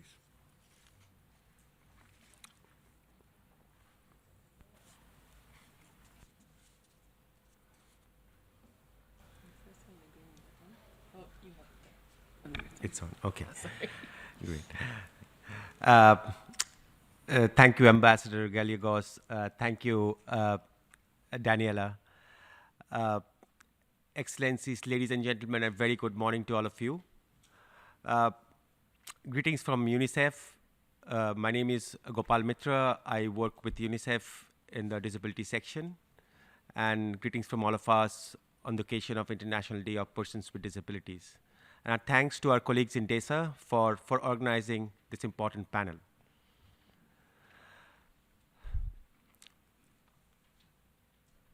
When I think of risk and resilience for persons with disabilities, first of all, what I feel good about is this issue has been gaining increasing importance over the last couple of years, which is great. But what evidence also suggests, and it's growing every day, and as we just saw in the video, that whether it's a cyclone or a tsunami or an earthquake or a context of forced displacement, children and adults with disabilities face disproportionate risk and adversity. Existing disparities and inequities heighten the impact of disasters, forced displacement, climate-related events on the most marginalized groups of the population, and children with disabilities are one of the worst impacted. We can have more studies, but it's unlikely to say us something different. But things need to change, and there are critical actions that we need to undertake urgently to bring about this change. Some of these actions are being taken. We have 5 minutes today to make our statement. So while there are a range of factors which need to be considered and actions which follow from them, I'll touch on 3 fundamental issues. The first is the involvement and the direct and full involvement of children and adults with disabilities in programs, interventions, planning around risk resilience and humanitarian action. The second is the urgent need to strengthen national data systems so that they are better able to capture the issues faced by children and adults with disabilities. And the third is the critical aspect of accessibility. Whether it's the CRPD, the SDGs, the Sendai framework, or discussions around the WHS last year where I was present, they highlight one or all of these points. Let me start with the most fundamental one, the direct involvement of children and adults with disabilities. Now, who is better able to identify the risk that you face than you yourself. As our friend just pointed out from the floor, children and adults with disabilities are uniquely placed to help identify the risks and be involved in designing solutions for them. We talk about risk-informed planning and decision-making, but that risk is informed by whom? Unless we are able to bring about this fundamental understanding and change and operationalize it into our programs, when we do a risk analysis or programming around risk and resilience, we will not go very far. Our experiences show that when we do, it makes a huge difference. Let me give you an example. In Nepal, for example, UNICEF had a partnership with the umbrella organization of persons with disabilities before the earthquake, and with several agencies working on children with disabilities. So once the earthquake hit, within the first few days, with the help of the national DPO as well as disability-focused NGOs, we could identify more than 5,000 children with disabilities who could later be linked to programs and services. As a part of the school preparedness program in Nepal itself, UNICEF reached out to schools where children with disabilities were studying, both specific schools for children with disabilities as well as regular schools. And in one of the schools, just to give you an example, after the earthquake, none of the children with disabilities were injured or killed. So it has a positive impact, and we know that, and we cannot do more of it, and this is fundamental. Second point is on data. Unless national data systems capture how many children and adults with disabilities they are, where they are, and they're counted, we cannot systematically include persons with disabilities. To be counted, we need to count persons with disabilities. National data systems have to do much, much better. UNICEF, in collaboration with the Washington Group, has developed the child functioning module, household survey data module. And we hope that this will significantly contribute to strengthening data on persons with disabilities. As we speak, UNICEF is holding a workshop on strengthening data in West Africa, where several national statistical offices and UN partners are right now discussing on how to strengthen national data systems on disability. And it's not only household survey data. We need to strengthen administrative data also, education management information systems, and so on. We have piloted guidance on how to strengthen that, and it has been working well. So there are tools available, and they need to be incorporated into data systems. The last point is on accessibility. Ladies and gentlemen, accessibility or the lack of it has a direct and a significant bearing on the risk and resilience of persons with disabilities. If we are building a school or a community center, and if that is not accessible, when the flood hits or an earthquake happens or a tsunami happens, and these facilities are used as evacuation centers, we don't need to be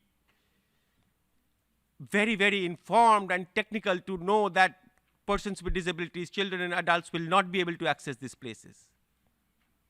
If we are building early warning systems which do not take into account accessibility of people, of children who cannot see or hear or communicate effectively, then we cannot expect these early warning systems to work for persons with disabilities. At the same time, we know if we plan accessibility from the design stage, it doesn't cost significantly more. There is evidence which suggests that. At UNICEF, we have incorporated accessibility into our core procurement processes so that systematically we can ensure that accessibility is taken into account, monitored, and implemented and quality assured throughout each stage of the process. We have enough barriers in the world. Let's not spend any resource to create new barriers. Let's spend the resources to create accessible, enabling environments for all. And that, ladies and gentlemen, will greatly help to reduce risk and build resilience of persons with disabilities. At UNICEF, we remain committed to working with all of you. And with this, I thank you for your attention. And I hand over the floor to the chair. Thank you, ladies and gentlemen. Thank you very much, Gopal. We completely agree with you. Persons with disabilities have to be included in the programming stages and the implementation stages of any measures taken in relation to them, and more so in disaster risk reduction. I now give the floor to Ms. Margaret Arnold, Senior Social Development Specialist from the World Bank, to deliver her presentation. Please keep track of the time. It's 5 minutes, please. Okay. Thank you very much. Thanks to all of you for inviting me here. It's a real pleasure to be here to talk about this important topic. I wanted to use my few minutes to reflect on a couple of the questions that were posed to us as panelists, which is what are the goals and objectives of disability inclusion in disaster risk management, and the roles and the specific actions that we can take. So I'll give you a couple of minutes on the goals from my perspective at the World Bank and share with you what we're trying to do to advance disability inclusion, particularly in disaster and climate risk management. So first, what does social inclusion, why does it matter to the World Bank? Our goals are to end extreme poverty and boost shared prosperity. And this means dealing with the more than 1 billion people that still live in deep poverty, and also addressing the rising inequality and social exclusion that accompanies economic growth in many countries. Persons with disabilities make up 15% of the world's population. 80% of them live in developing countries, and 80% of those live in abject poverty. They're often excluded from services, tend to have lower levels of education attainment and employment. So the inclusion of persons with disabilities is directly related to the goals of our work at the World Bank. And I'll just note that the way we're defining social inclusion at the bank is the process of improving the ability, opportunity, and dignity of people disadvantaged on the basis of their identity to take part in society. So that's taking part in markets, housing, labor, credit markets, services, and spaces, political spaces, physical spaces, and cultural spaces. So why is all this important to disaster risk management? You saw the videos, you can see the importance of it. A flood or earthquake, the phenomenon may not discriminate, but people certainly do, both intentionally and unintentionally. And we know that what makes any natural event become a disaster is socially constructed for the most part. Disasters disproportionately impact the poor, women, children, elders, persons with disabilities, or any group that experiences a higher level of exclusion from society. We know that relief and recovery processes can increase or reinforce existing inequalities. In the cases of persons with disabilities, we know that they're more likely to be left behind or abandoned during evacuation in disasters or conflicts. Temporary shelters and relief camps are frequently inaccessible. They may be unable to access food and water distribution centers. They may not receive warnings, have we seen. And we may miss important opportunities to rebuild our physical spaces and organize ourselves in a more inclusive way going forward. So how can we ensure that this doesn't happen? We need to always look at disasters through that social lens and use vulnerability as our starting point. And we need to remember that communities, organized communities, have their own expertise, as we just heard from Gopal, their own expertise in managing risk based on their lived experience, and recognizing and supporting that expertise and helping to foster constructive relationships between communities and their local and national authorities is crucial to spreading and scaling up these efforts.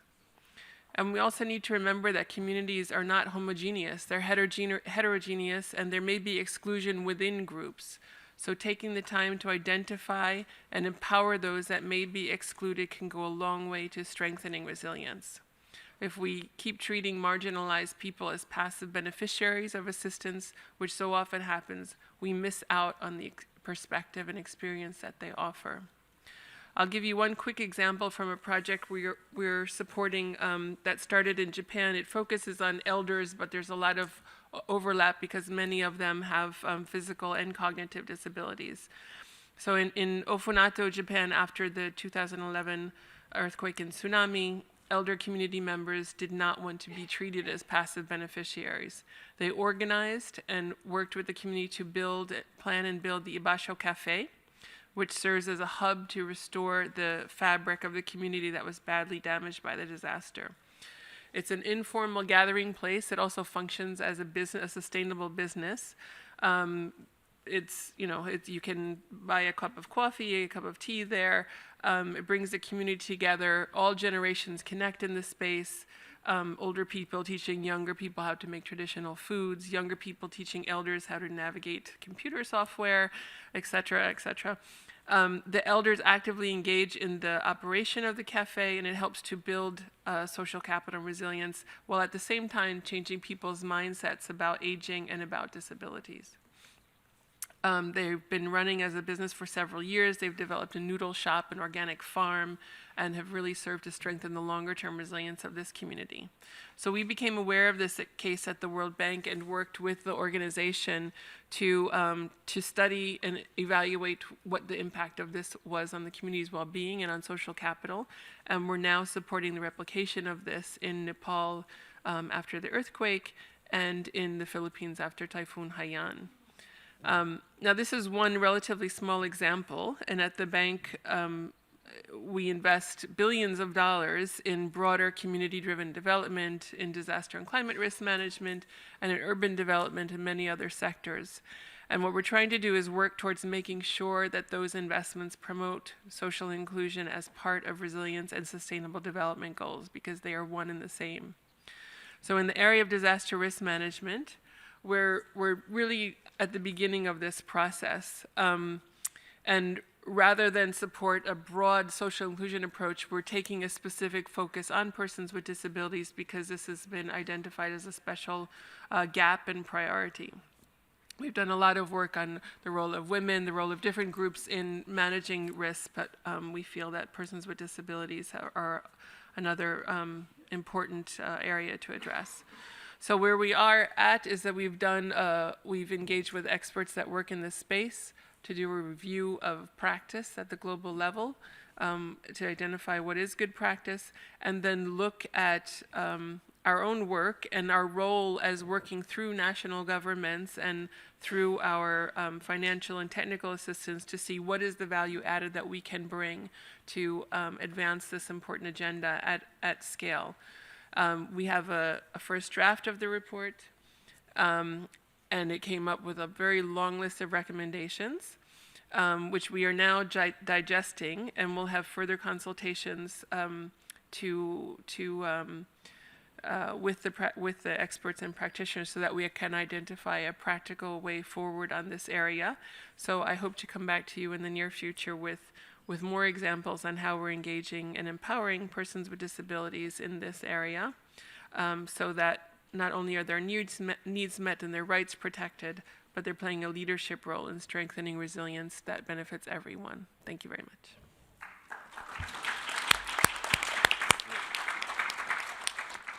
Thank you very much, Margaret.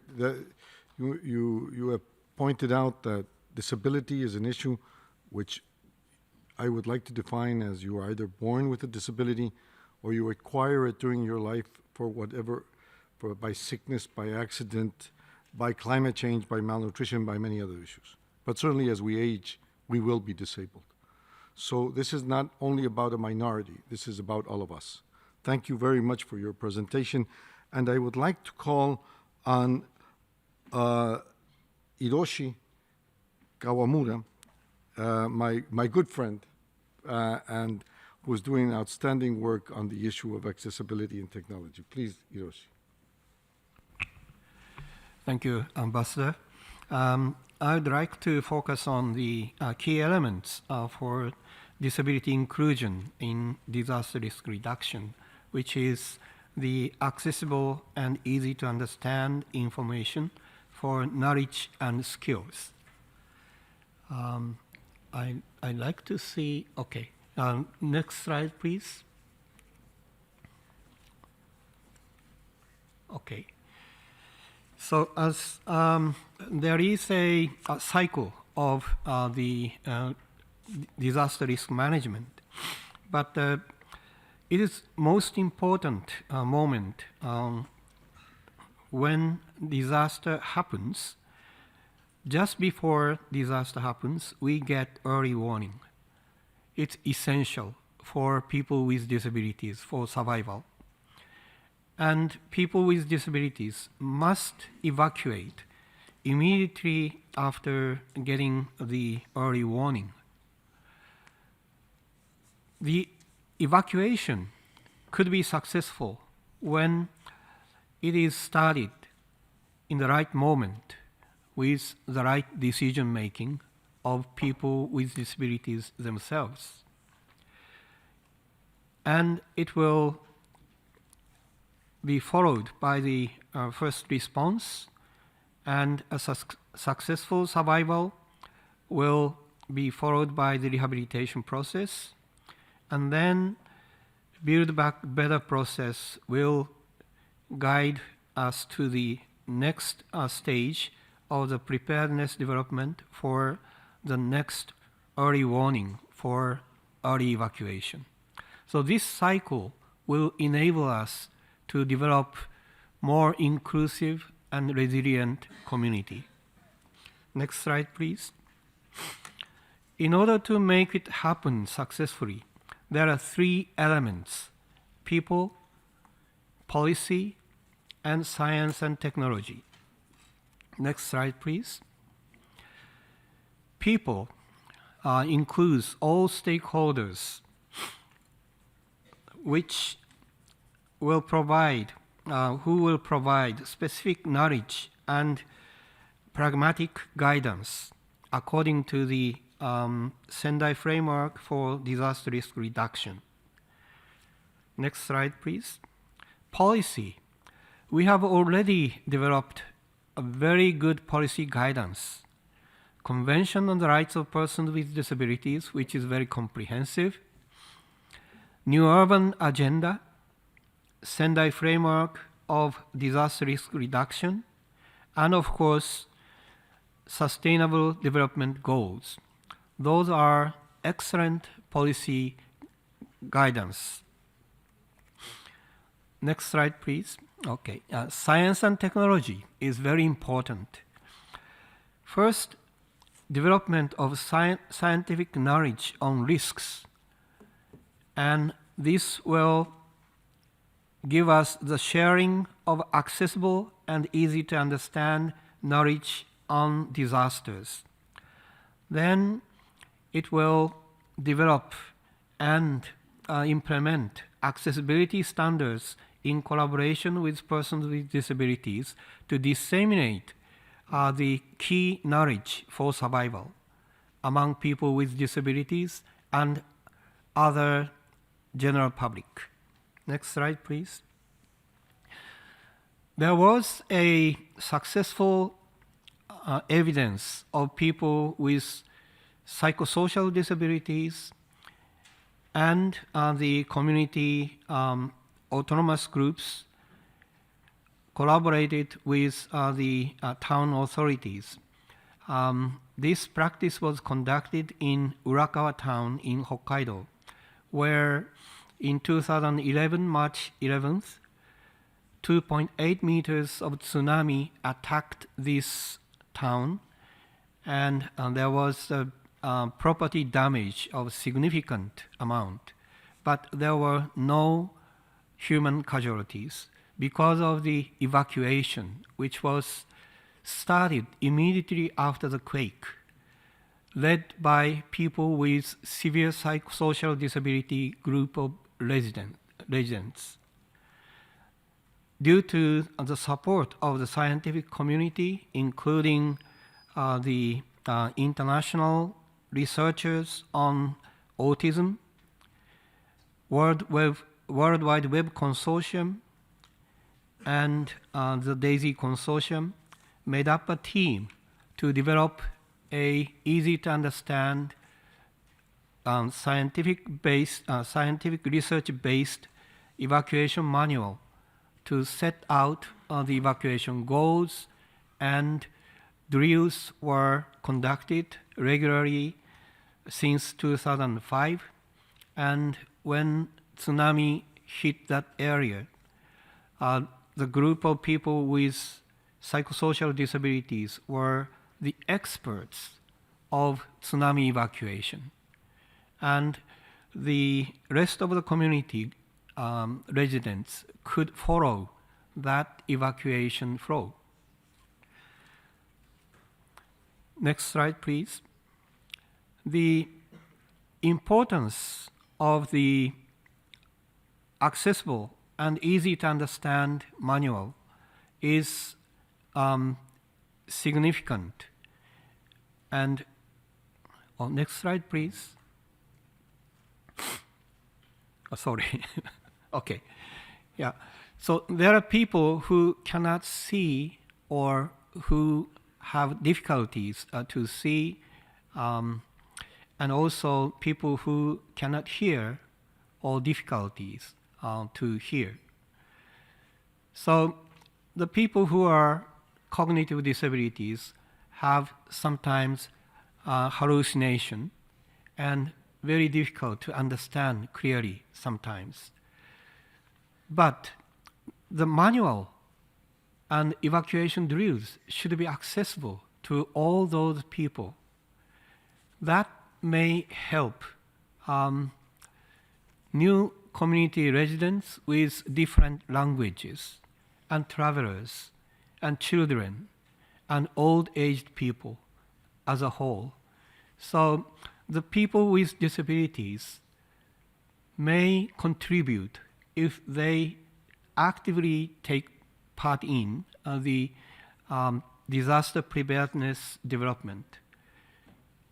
As a result, they can be a champion of the evacuation drills and lead the whole community for evacuation. Next slide, please. As the Ambassador Hoshino mentioned earlier this morning, we are engaged in the deployment of the new technology standard to make the motion pictures and broadcast accessible for people who are deaf or hard of hearing, or blind or low vision, which is a new standard for the IPTV accessibility. This is being demonstrated at the corner nearby the Vienna Cafe, just outside of this room. So if you are interested in further information, which is going to be deployed in Ecuador for the Build Back Better process in support of people with disabilities, please come to the exhibition and demonstration space. Thank you very much for your attention.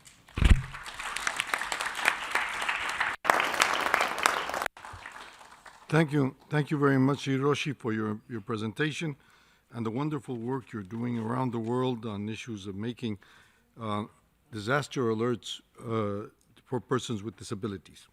The next speaker is Mr. Shitoshi Iliyama, co-founder of the University of Tokyo Empowerment Project.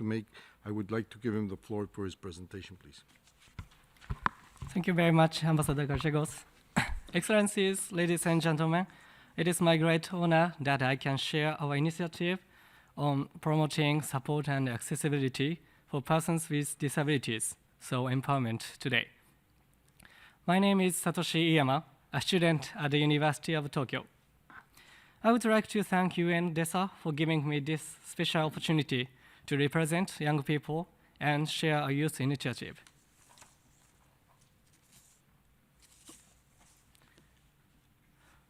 These days, the number and complexity of mega disasters are increasing worldwide. Japan is one of the most disaster-prone countries and accumulated various good practices and lessons learned. At the time of East Japan Great Earthquake, persons with disabilities experienced lack of access to information, being left behind in tsunami, being excluded from evacuation site, and lack of inclusion in decision-making. However, at the same time, there also have been many positive experiences accumulated. One example is provision of psychological first aid, PFA, by aid workers and volunteers in communities. PFA is humane, supportive, and practical help to fellow human beings suffering serious crisis events. PFA is useful since it can be offered by anyone as an emotional and practical support, not depending on medical model. PFA respects self-determination of affected persons without forcing support. After PFA Guide for Fieldworks was published by WHO in 2011, PFA has been very popular. Japan is not an exception. In order to make PFA available to more people, our university and National Information Center for Disaster Mental Health, in collaboration with the UN University and UN Staff Counselor's Office, developed an online version of PFA orientation with a fund from Japan Agency for Medical Research and Development. This e-orientation, which is accessible with captions and audio guide, will be available for free on internet soon. Currently, we are developing an additional short e-orientation on the rights of persons with disabilities in emergency settings. Next slide, please. Based on lessons learned from these disaster responses, we started to feel that we need a transformative measure to overcome exclusion, in particular among marginalized ones. Particularly, Japan will be hosting 2020 Olympic and Paralympic Games, and ensuring accessible environment for all is a key priority. So we, students at the university, together with persons with disabilities, and its close partnership with Dentsu, Japan's biggest advertising agency, revisited the social model in the convention. The social model understands disability as a result of social barriers due to lack of reasonable accommodation, not individual characteristics.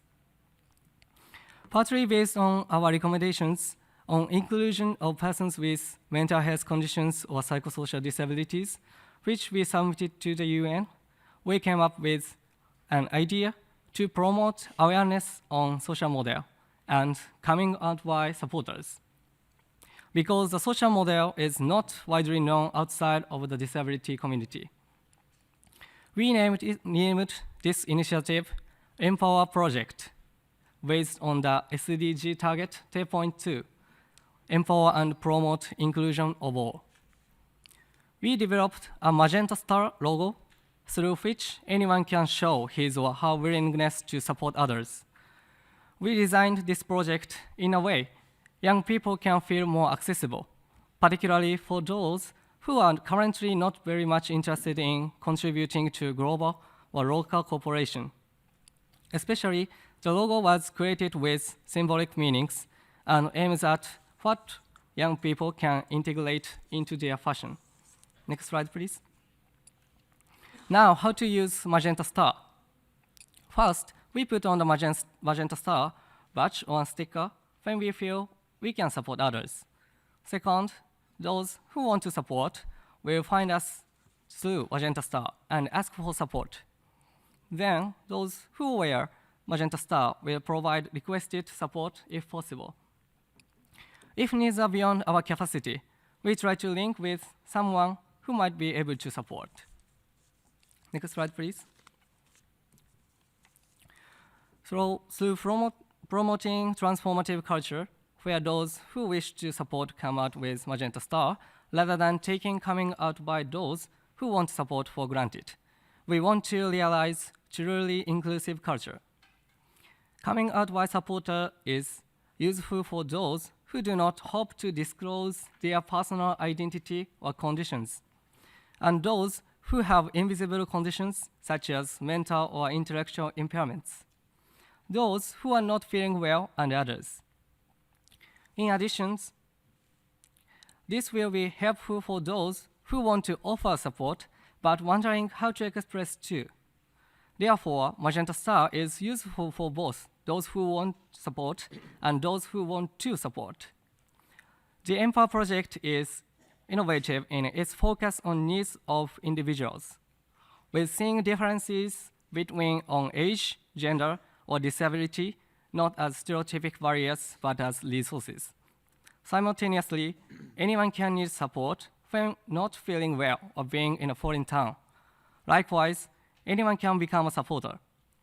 This can contribute to promoting resilience and peace in community, including after emergencies. Next slide, please. We have started to spread this project at various occasions, including at our university among students, at creative workshop among children, at a design event among influencers, and among persons with disabilities, as well as disaster-affected people in temporary housing. So far, it has been very successful in transforming individuals as a change agent to promote accessibility.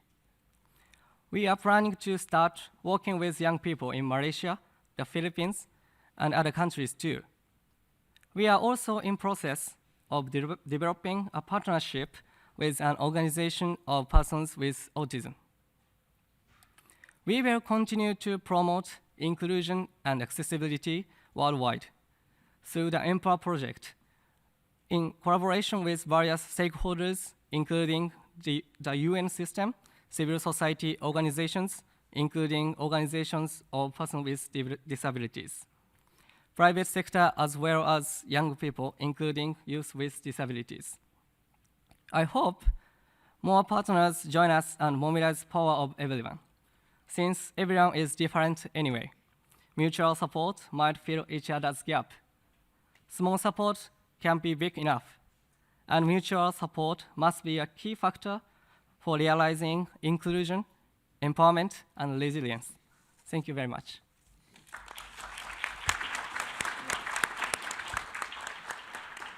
Thank you very much for your presentation, Tatoshi. Now I will give the floor to Ms. Boran Lee, Disability Advisor at Women's Refugee Commission, for her presentation.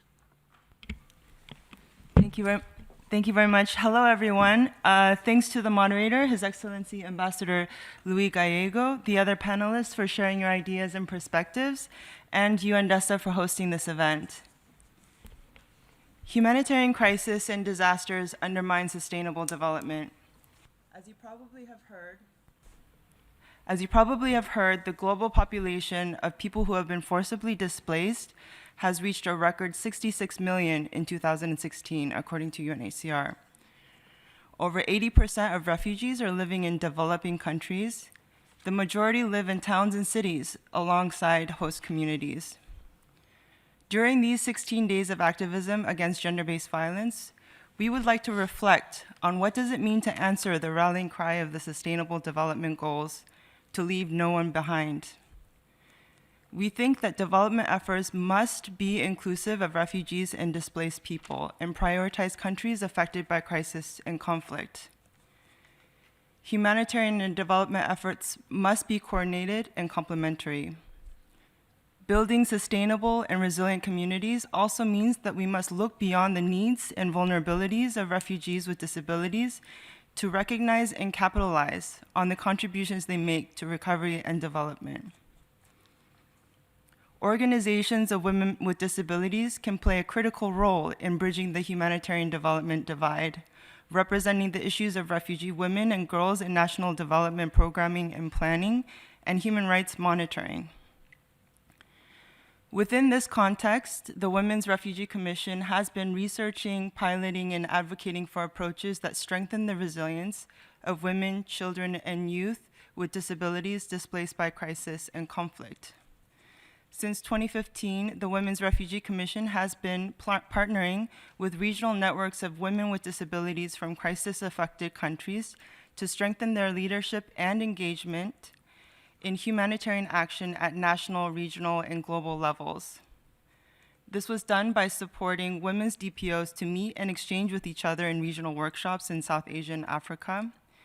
They talked to refugee women and girls with disabilities, asking them about their experiences, what are their priorities, and what are their recommendations. Organizations of women with disabilities went on to carry out national-level workshops engaging government ministry officials, UN agencies, and humanitarian stakeholders, and amplifying the voices of marginalized women and girls with disabilities in human rights monitoring mechanisms. As Executive Director, Jolie Achin of the National Union of Women with Disabilities in Uganda notes, including refugee women with disabilities strengthens our mandate as a human rights organization. It adds to our diversity when we make them part of our work, and this makes us unique. At global levels, the WRC supported regional networks of women with disabilities to nominate and send representatives to global convenings, such as the Commission on the Status of Women, the World Humanitarian Summit, and the Conference of State Parties. At these forums, women representatives shared joint advocacy statements, reaching policymakers and influencing international commitments, such as the Charter on Inclusion of Persons with Disabilities in Humanitarian Action. We know that providing space and opportunity, networks of women with disabilities can foster more inclusive movements and more inclusive humanitarian and development responses. But it can't be a one-time effort. Pilot actions and positive practices must be upscaled with global leadership and coordination. Women with disabilities, those who are displaced, and those who are members of host communities need to continue to meet and share ideas and to expand their partnerships. Capacity development, including resource mobilization, must prioritize organizations of women with disabilities in conflict-affected countries if we truly want to leave no one behind. I look forward to your thoughts. Thank you. Thank you. Thank you very much for your on-time presentation. Now, I would like to present Mr. Victor Pineda by video. Victor is a world leader of the disability movement, and he is the president of World Enable. So please pass the video from Victor, please. This is Victor Pineda. I am the president of World Enabled and the Global Alliance on Accessible Technologies and Environments.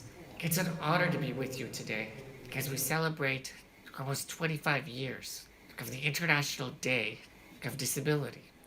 On this day, we're looking at the ways that practical solutions by people on the ground are making a difference in the lives of persons with disabilities. What we want to talk about today is disaster risk reduction, a trending topic that has created opportunities and created new pathways to ensuring equal rights for people with disabilities.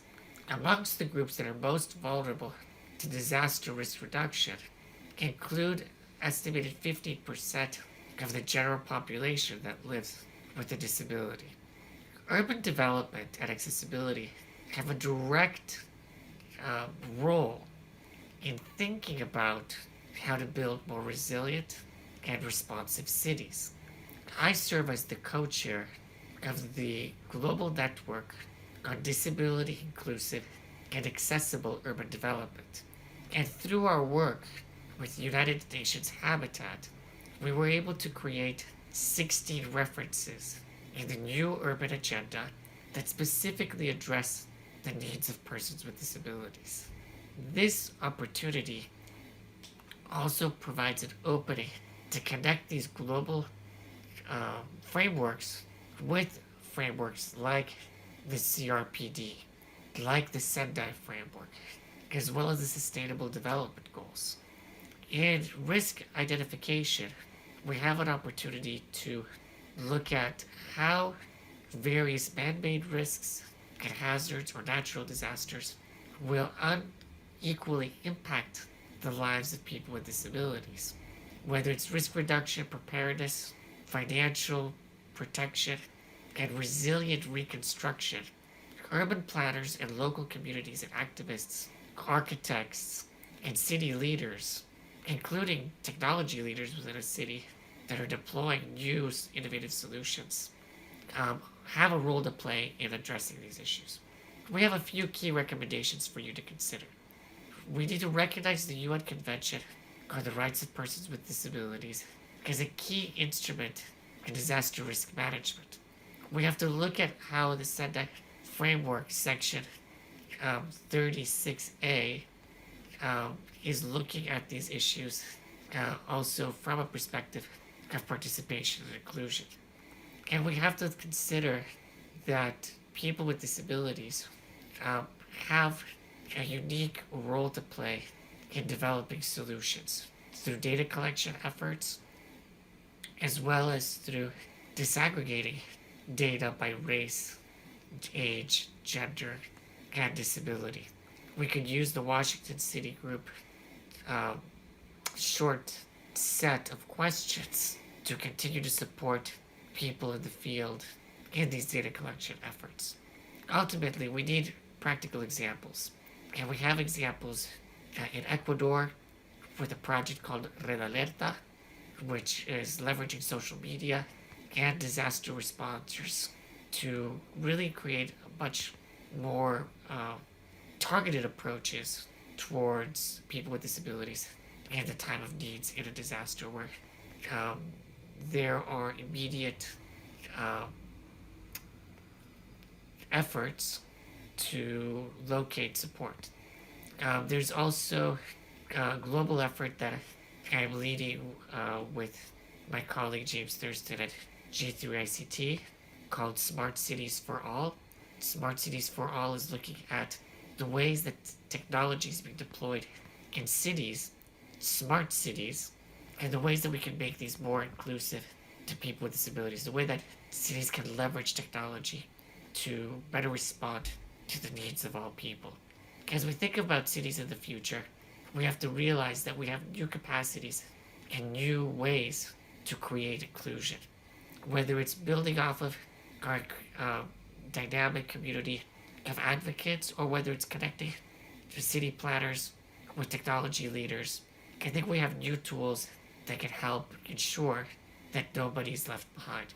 I invite you to join us at the World Urban Forum in Kuala Lumpur. We'll have a large delegation of people with disabilities, ensuring that these kinds of issues, cross-cutting issues, really come to the forefront and allowing us to really implement the Sustainable Development Goals on a local level and create cities for all. Thank you so much.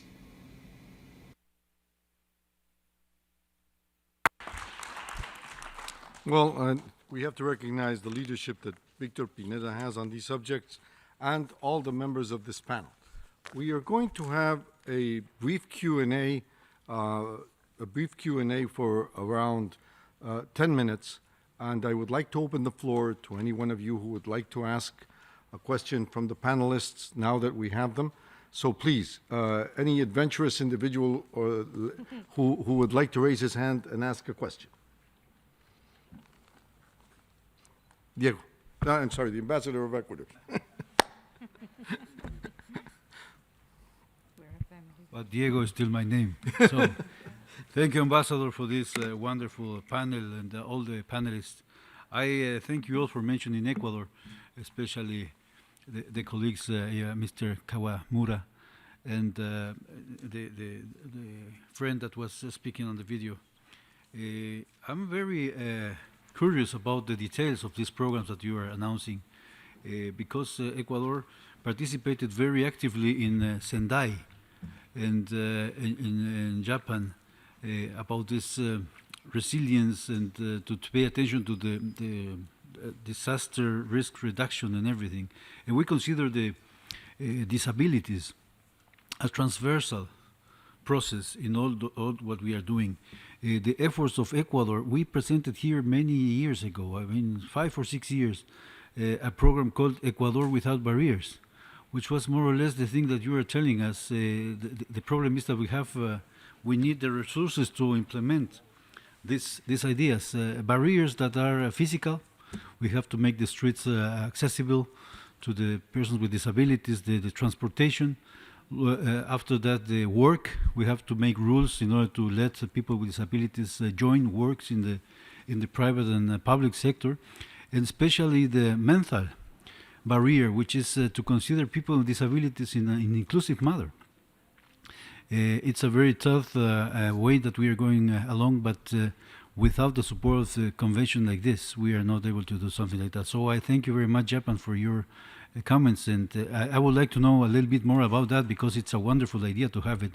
I was working on the phone trying to get from my people in Ecuador some kind of actualization of that, what you were telling us, and they are exactly joining your idea. They are in the process of implementing it in the Ecuador system, but it's a wonderful notice that I thank you for sharing it with us. Thank you, Ambassador Gallegos.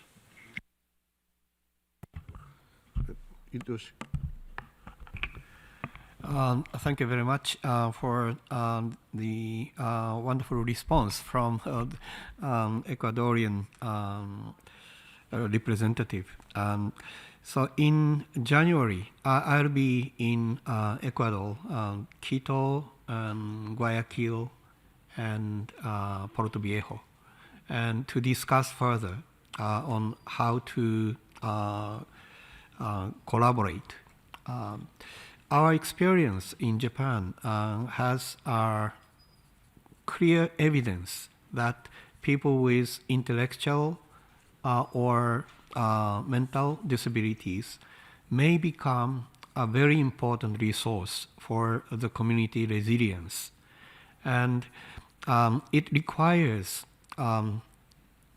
well-thought strategy to develop the capacity of people with those disabilities. But we believe that it is possible, and the scientific research should be associated with the collaboration with people with such cognitive or intellectual disabilities. We have elements which will enable those people understand the scientific knowledge and enable those people with severe intellectual disabilities to get skills. But the coordination is very important. The trust each other is also important. The community at large needs to be developed to be a good platform to enable each individuals in the community. So those are the key elements, and I'd like to share more in Ecuador and also share with the rest of the world. Thank you very much. I have two hands raised. Eric, please. I'm calling on everybody by his first name. Go ahead, please. Thank you very much, and congratulations first of all, Ambassador Gallegos, for the moderating, and also the panelists. I have 2 points and comments and maybe questions. One is to request to Mr. Kawamura, because the case you share with in Japan, this big earthquake and the Urakawa town, it's really demonstrating that a person with disability could be, they are the agents of change and the contributor for resilient building and also reduction of the risks. So I would like to request maybe a copy of the role play clip that was shown and displayed in the Sendai conference. It is very telling story. We would like to use that broadly. Second is regarding a lot of questions, discussions here is regarding the why is it so important to include persons with disability to make sure that our environments to be more accessible. But we also notice that there are less, we don't have many evidence-based research and cases to support and make a strong case that increase the accessibility, increase the environment accessibility, really carrying this, not only say like it's not a very big cost issue if we design it and build it in an initial stage like Victor in his video and showcased, but we also like to demonstrate and tell the investor and the decision makers that increase the accessibility actually bring these economic and social benefits. It's very important because at the end of the day, when we can think about in the real scenario in our life, in our cities, in our communities, it's a matter of lots of competing interests, competing priorities, and it's a matter for these decision maker and investor companies to invest wisely and being smarter. So my question is to Margaret and see if you like World Bank in your team that's actually have some evidence-based research in this sphere, or we can propose maybe in the United Nations or DESA can enhance some cooperation in the future with the World Bank in this particular area. Basically, economic and social benefits of increased environmental accessibility in context of sustainable development and resilient building. Thank you.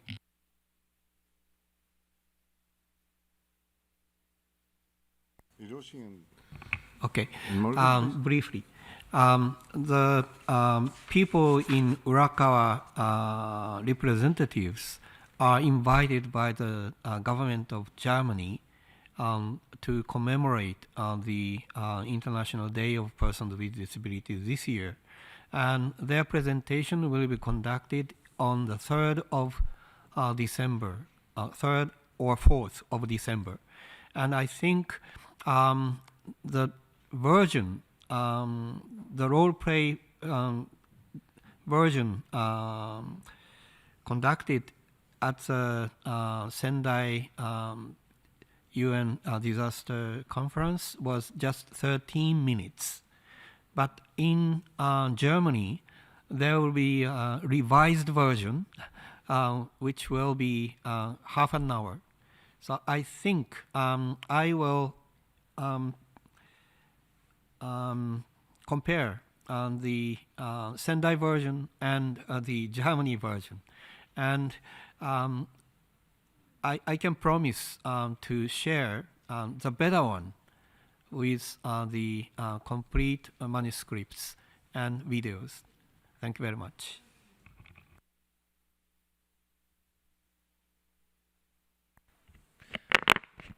Thanks for the comment. I think you've identified a really important area.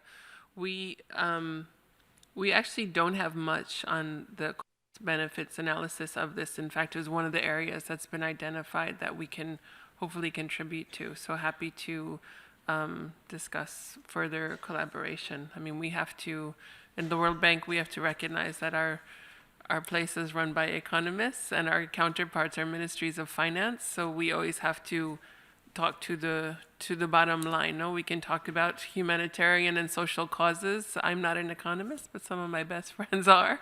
But we have to make that case. We didn't advance as much on gender until we started talking the economics of women's empowerment. Same thing on disaster risk management. When we started talking about impacts on GDP, that's when we started advancing on this. So I think it's a really important area. So happy to talk more. Thank you very much, Mark. I have a hand raised there. If you can identify yourself, please.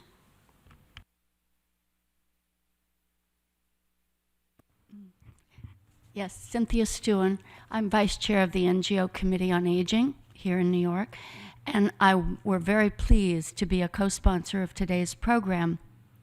And I think bringing together persons with disabilities and persons who are older is a very important area for us to recognize, because of the issues are very, very similar in terms of the multiplicity of discrimination that has occurred and does occur over the lifetime.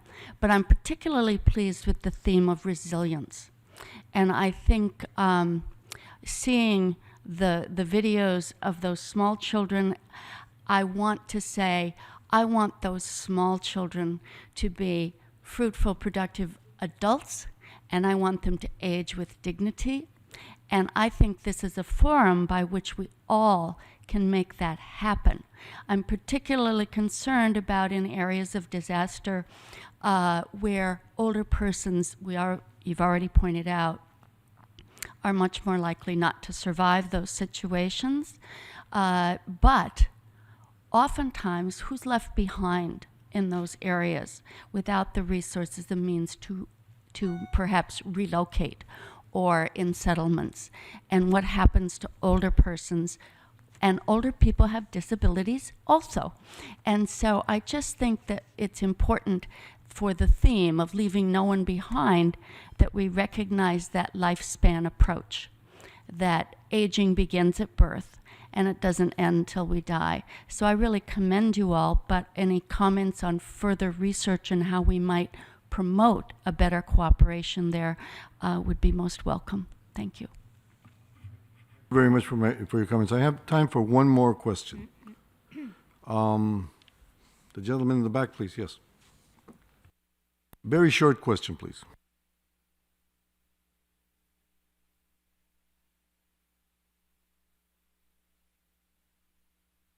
Please.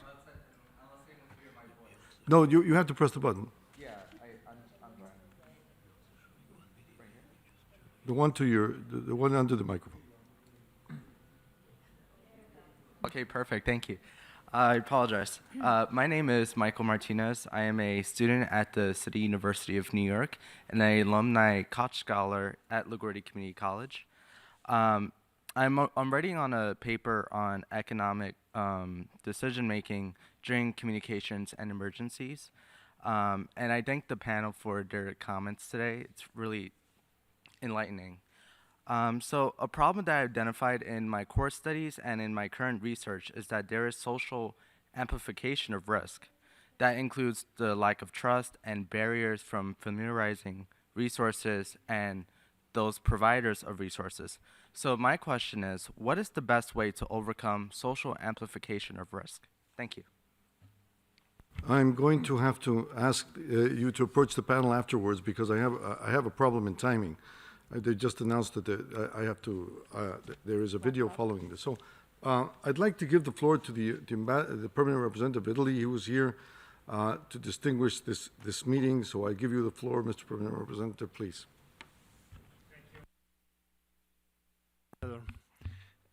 I just want to say that I am really honored, and honored is the most appropriate word I can use, to present and help you to organize the performance of Medea by Teatro Patologico that will be held on Monday, next Monday at 6:15 in the ECOSOC chamber.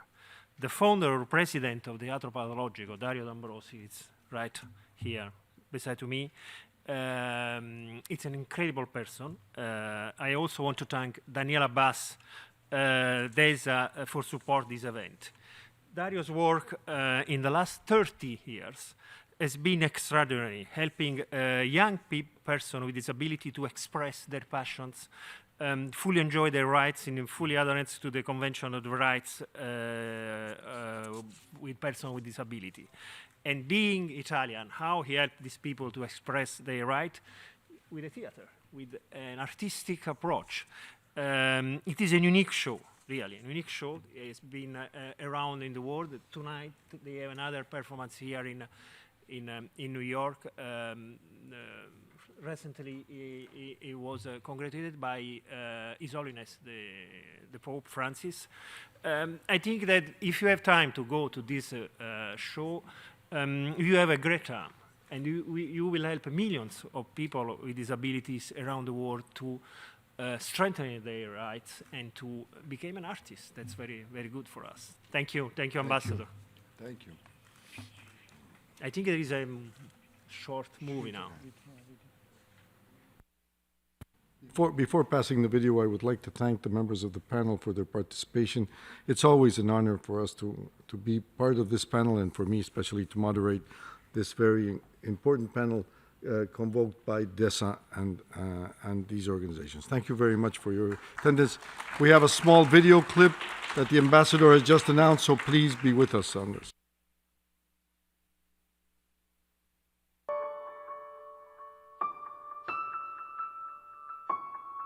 There will never be a science able to establish up until when your brain will endure.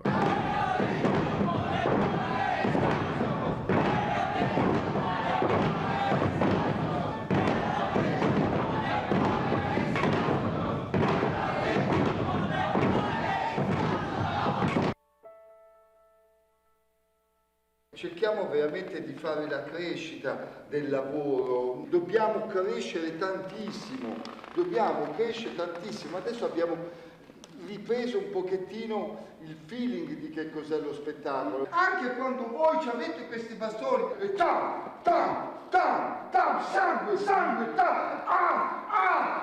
è come se buttasse sangue, tutte queste cose il pubblico lo sente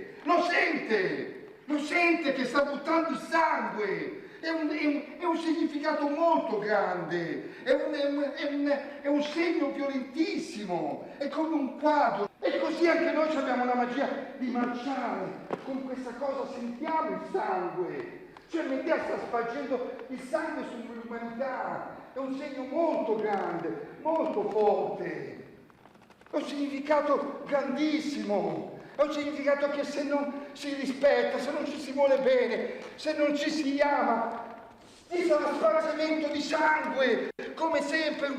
Dio vi ha fatto nascere così, con la vostra handicap, con la vostra problematica, perché voleva che fossero diversi dagli altri. E noi dobbiamo dare questa diversità. È una forza la nostra diversità.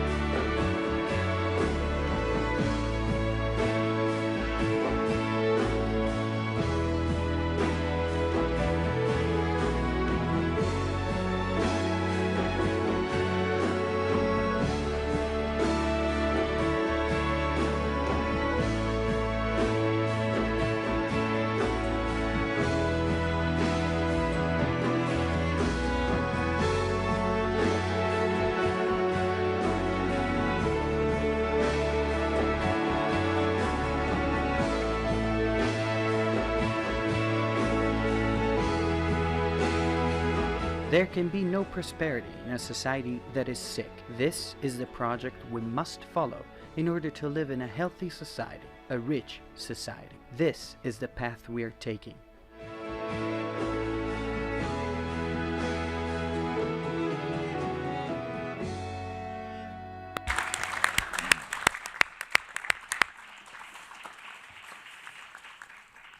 Well, I thank you all. So, Medea, 4th of December, Echoes of Chamber, starting at 6:15 p.m. for 1 hour of very good theater. Thank you very much. I would like then to invite you to have 2 hours of nice rest, good conversations and dialogues. For those who didn't receive some of the answers, remember, during the Commission for Social Development that will take place from the 29th of January to the 7th of February, Discussions will be held on aging and the World Plan of Action and the Madrid Plan of Action on Aging, and on disability and innovative solutions, and much more. So this conversation and this celebration can be carried on at the end of January with other representatives of governments and eminences. I invite you to have a nice rest, lots of dialogues, lots of networking, goal 17, partnerships and networking, and join us again here in the afternoon from 3 to 6, and let's build together the societies of the future we want. Thank you.